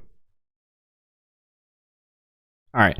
I guess it's 11:30. So let me tell you guys what's going on. And then I'm going to get out of here. By the way, everybody, you can go to... I think what I might end up doing is making the Witsit.live number to be read out loud a little bit lower, like $10, so that if people go there, because it helps me out more. YouTube takes 30% of it. Witsit.live, it's just like a transaction fee. It's not nearly 30%, but helps me much more at Witsit.live donations. And it also pops up and gets read the same way. Thanks for your school streams. Me and my kids watch them. Nice. No problem, Daniel. Have to go see you next time. Much love. Super fake. Yeah. It's not real. It's okay. Nobody ever really needed a globe for anything anyway. Yeah, you like literally can't even use it for anything. When you use it for navigation, you had to literally send out entire governmental expeditions to make it work by changing the magnetic declination charts. Just wait until I cover that. It's so bad. It's so bad. You need a Cash App? $WitsitGetsIt on Cash App. I do have one. $WitsitGetsIt. All right, dude. E to the I. Okay. If you keep like saying I'm a grifter and a con man and all this stuff, like I'm gonna end up hiding you from the channel.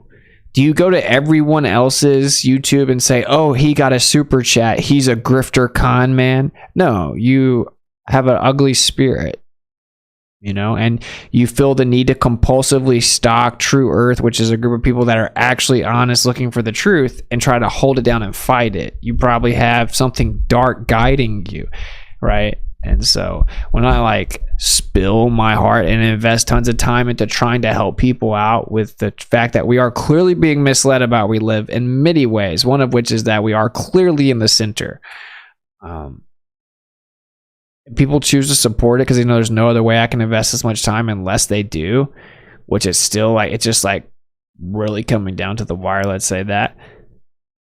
No one cares what you're talking about. If you keep saying it, I'm just going to hide you from the channel because you're just spamming insults in my chat. Why be here? Why don't you go watch someone talk about fake space? Go talk about all the nonsense that's not censored and propped up as propaganda to the people. Go watch Joe Rogan. Go watch something else if you hate it so much.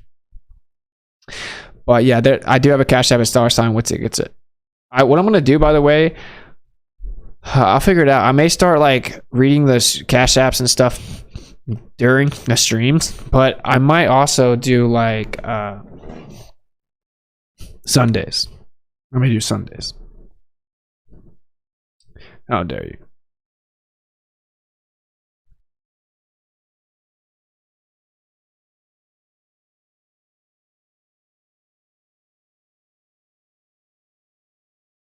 I was just making sure that was the end. Yeah, like I think I may just read off all the PayPals and Super Chats and then the PO letters all on Sunday. I'm not sure. You guys can tell me what you think. I may drop a little poll for it in the Telegram. If you're on my group chat, t.me/miswits on Telegram. That's where we have a group chat. And then t.me/Witsit streams is where I'll drop this presentation there. I drop presentations and documents and stuff like that. So, excuse me.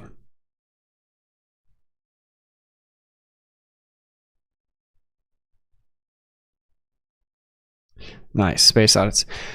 Drop the link. I'm going to create a bot to do that. I tried to work on it and it's like a little bit more of a headache than I thought it'd be, but I'll create a bot to drop all the links so you guys don't have to worry about it in the future. But all right, thank you guys for the support. I'm going to get out of here. I have a really busy day tomorrow. I have to get back here in time for the Caleb and Derek review. I know that Derek's going to have to get off work, so it's going to probably be at least 10 p.m. Eastern instead of 9 p.m. tomorrow just so that they can get here, but we'll be watching that debate we did 3v3 and reviewing.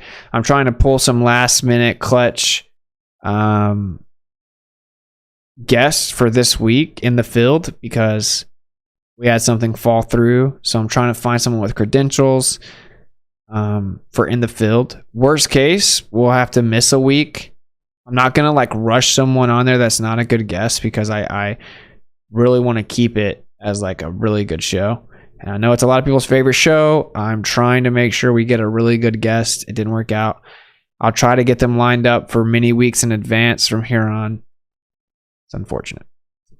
Great show. What's it? Keep up the great work. Thank you, man. Don't let those Glober turds grind you down, Austin. Nah, yeah, it's all good. It's I think that they are good to use to show people like the number one message I get is like the way all the Globers in the chats and comments of your debates and the people you debate lie, change the subject, insult you, call you all these names, call you a liar and a con man and a grifter and claim you use word salad, but then you say, what did I say that was word salad? And they can never answer. And then you say, can you define word salad? And they can't answer. And then they constantly use fallacies and they just constantly insult you and appeal to emotion, appeal to consensus, shift the burden of proof, red herring fallacy, constantly flood the conversation with non sequiturs, incessantly interrupt you, use straw man fallacies, use ad hom fallacies, everything you can imagine, reification fallacies, affirming the consequent fallacies, begging the question fallacies. They just, everything they say is fallacious. And then the toxicity of this group of people that have started stalking the true earth conversation, the flat earth conversation, and just spamming insults and hatred and lies. It's like, it literally wakes people up. They're like, why can't someone just come and be like honest, professional, intellectual, and respectful, not fallacious, and defend the globe? Why can't there just be legitimate, solid evidence for the globe, void of logically fallacious reasoning? And why does every single one of them have to act like a moral degenerate and constantly obfuscate into fallacious reasoning and insults? And I get a lot of those emails. Like, I just basically summarized the emails. Like, I get so many of those emails, dude. They're like, I thought, oh, well, maybe just McLooney Tunes is like that. Oh, well, maybe just Mark Reed's like that. Well, then he's like, but also PhD Tony's like that. And also the next guy you debate is like that. And every single person you've debated has done that, where I realized maybe there's nothing else they can do to defend the globe other than use fallacies, beg the question, appeal to emotion, poison the well, try to gaslight you as an individual, appeal to everyone else as majority. And maybe I need to look further into this. So they're very important components to the discussion, ironically.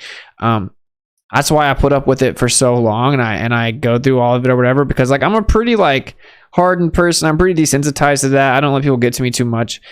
And I think someone's got to do it. Like, go do the 4-hour long debates that are just grueling when I could be sitting here chilling with you guys and actually make at least a little bit of money to compensate for the time. Austin, I've been listening to you for a while now.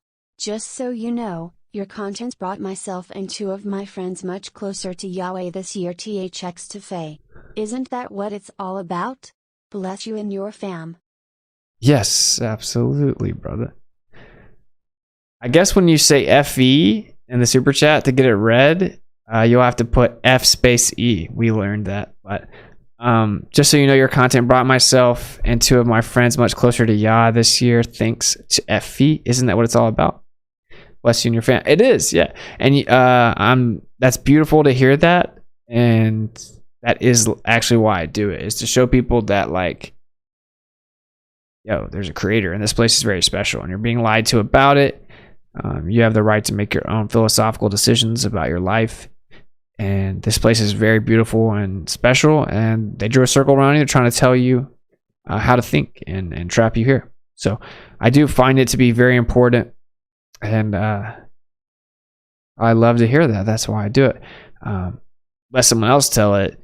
I don't talk about God enough. I basically worship the creation, But I do know that experiences like you're describing happen and are why I do it. Thank you for the $50 super chat, brother. Very generous. Much love. And I'm glad to hear that.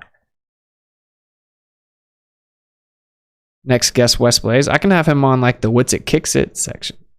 In the field is like for people with credentials. WitsitGetsIt's like for cool truthers to come hang out. All right, cool.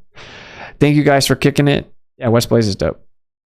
Having faith in the globe makes people retarded on purpose. That's how they know they gave you the belief, rather than it just being what common sense would lead you to think on their own new perspective. Yes, this is true. I think one of the primary things that has resulted from the globe, whether it was the primary intention or not, or one of them, but it tells you to believe the opposite of everything that you empirically observe and understand and experience, so that you can't trust yourself. You have to turn to the authority to tell you how to interpret everything that you experience, because you're wrong about all of it and you're not competent enough to understand it.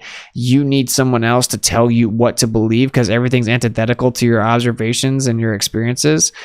It creates a perfect slave state that thinks they literally need the authority for everything, including the very place they live in, their very worldview. It's an incredible spell, whether that was done intentionally or not, or maybe there was some metaphysical agent orchestrating it all from behind the scenes or whatever. It definitely has this huge philosophical implication on people. It's pretty profound when we need the authority to tell us what to believe. Like, it's a really crazy impact that it has on people. Oh, well, the Earth's spinning, I can't feel it, we can't measure it, but they told me it is. The Earth's going around the sun, even though I only see the sun move, and they can't directly measure it, and every attempt to do so showed that the Earth wasn't moving. They had to add a fourth dimension to time and change all of physics and do mental gymnastics and say that matter contracts, but mass simultaneously gets infinite while the matter contracts. But that totally makes sense, and there's a light and a wave, or there's a particle and a wave duality at the same time, but it's not a paradox. And the Earth is tilted, wobbling, spinning, revolving, but everything always happens like the Earth is at rest, and you'll never be able to tell, measure, detect it, or tell the difference. But I promise it, everything, the horizon's horizontal, but it's just an illusion. It's actually curved. The sun moves in the sky, but it's actually just illusion. The sun sits still and we're moving, but we feel like we're not moving. It's just an illusion. We actually are moving. And whenever we see the sun and the moon are the same size in the sky, actually that's just an illusion. The sun is 400 times bigger than the moon, is coincidentally also 400 times further away, exactly, so that it looks like they're the same size, because it's just an illusion. Everything's just an illusion. Everything's the opposite of what you believe. You need the authority to believe in all of it. It has huge philosophical implications. And that's why I say a lot of times, kind of like what you're saying, I don't think these people are stupid. I think that their devotion to such a logically bankrupt position renders them stupid. Like the devotion via cognitive dissonance and the need for majority acceptance renders their position retarded. It's stupid. That's what it is. It's not really that they're stupid necessarily. Some of them maybe. Couldn't you speak a little faster? Probably. When I talk really fast, it's like I'm ready to go. I'm ready to go. I love you guys, but it's time to wrap it up.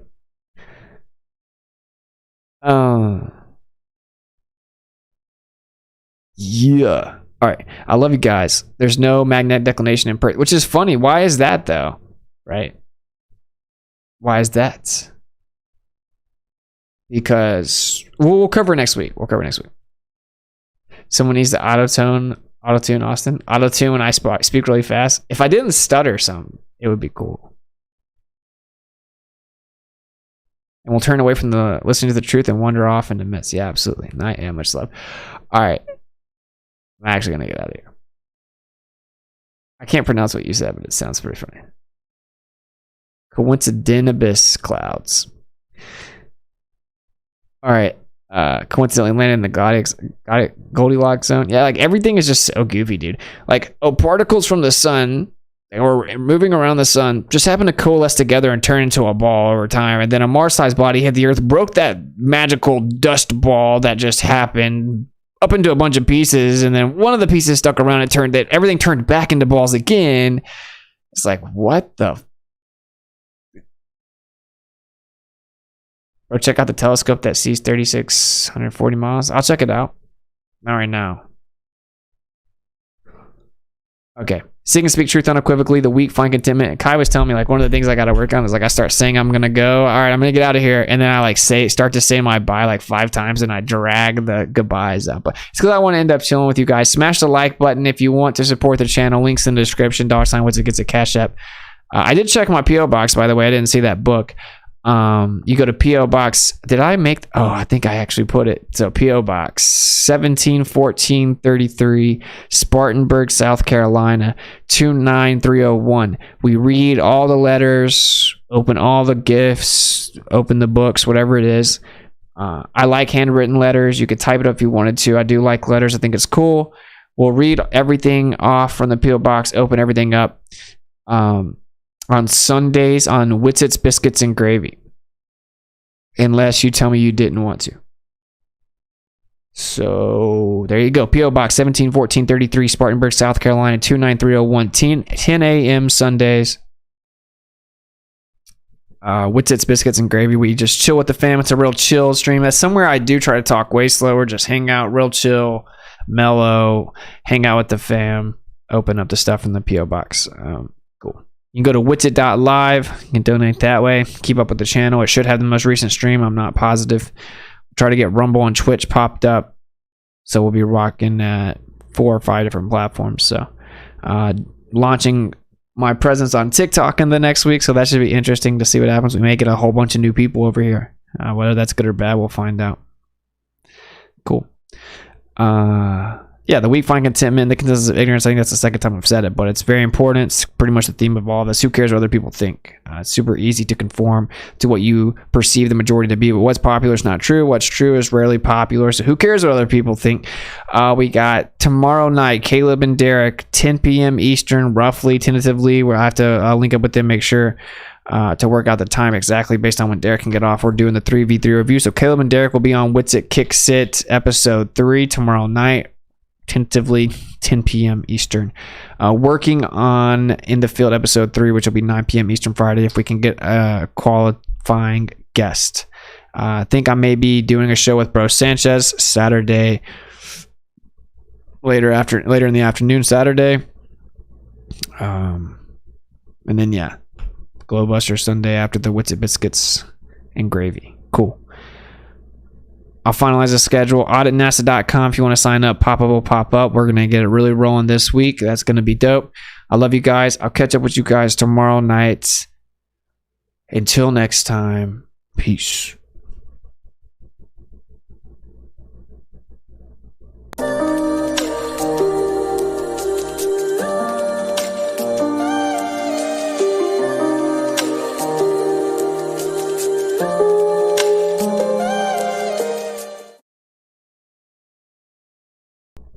I want to check my Rokfin. I feel bad whenever I don't check my Rokfin. Sorry. Gotta catch the rerun on this. Have a great show. Flyer for life. Crack a bear. Thank you for the $5 tip. WitsitGetsIt received a tip from Andrew. Thank you for the $5 tip on Rokfin. I'll try to read the rest of you guys off if I can remember in the next one. I'll have it all pulled up and ready, but I just wanted to come back and not leave them hanging. I always end up leaving Rokfin hanging. And when people watch me on Rokfin, it helps me out. So that's very cool. You can just keep it running in the background or whatever. Okay. Now I will actually talk to you guys later. See you guys tomorrow night. Caleb and Derek are the guests. Peace out.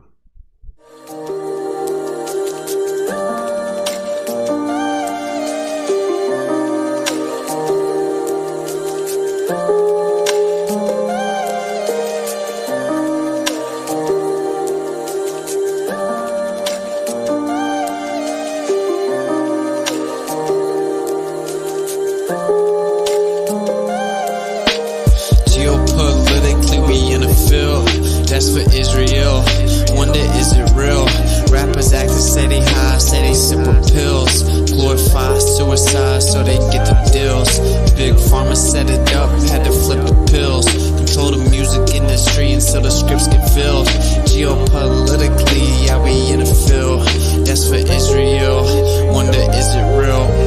Took the way you saw the world, then distorted it. Now you think you wanna rock that twirl somewhere orbiting. Theories disproportionate, the truth distorted quick with a forceful grip. They force a misinfo that we absorbing quick. Took the people's signature to mean extorted it. They forging it if news anchors informant to informing them. There's a surplus, but they tell us there are shortages. Credit economy mortgages, dollar that's supported with empty fortresses. But what's important is this: we porting ships, important gifts. Of course it is what extortion is in accordance with an assortment list of foreign tricks. We ignoring which informing this, informing this. It looked like we were snoring tricked. Pedophilia and the government endorsing it.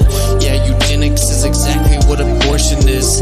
You just vilify those insubordinate. Way to matrix engineer, that's unfortunate. Geopolitically, we in a field. That's for Israel. Wonder is it real? Rappers acting say they high, say they simple pills. Glorify suicide so they get the deals. Big pharma set it up just to flip the pills. Control the music industry until the scripts get filled. Geopolitically, yeah, we in a field. That's for Israel. Wonder is it real?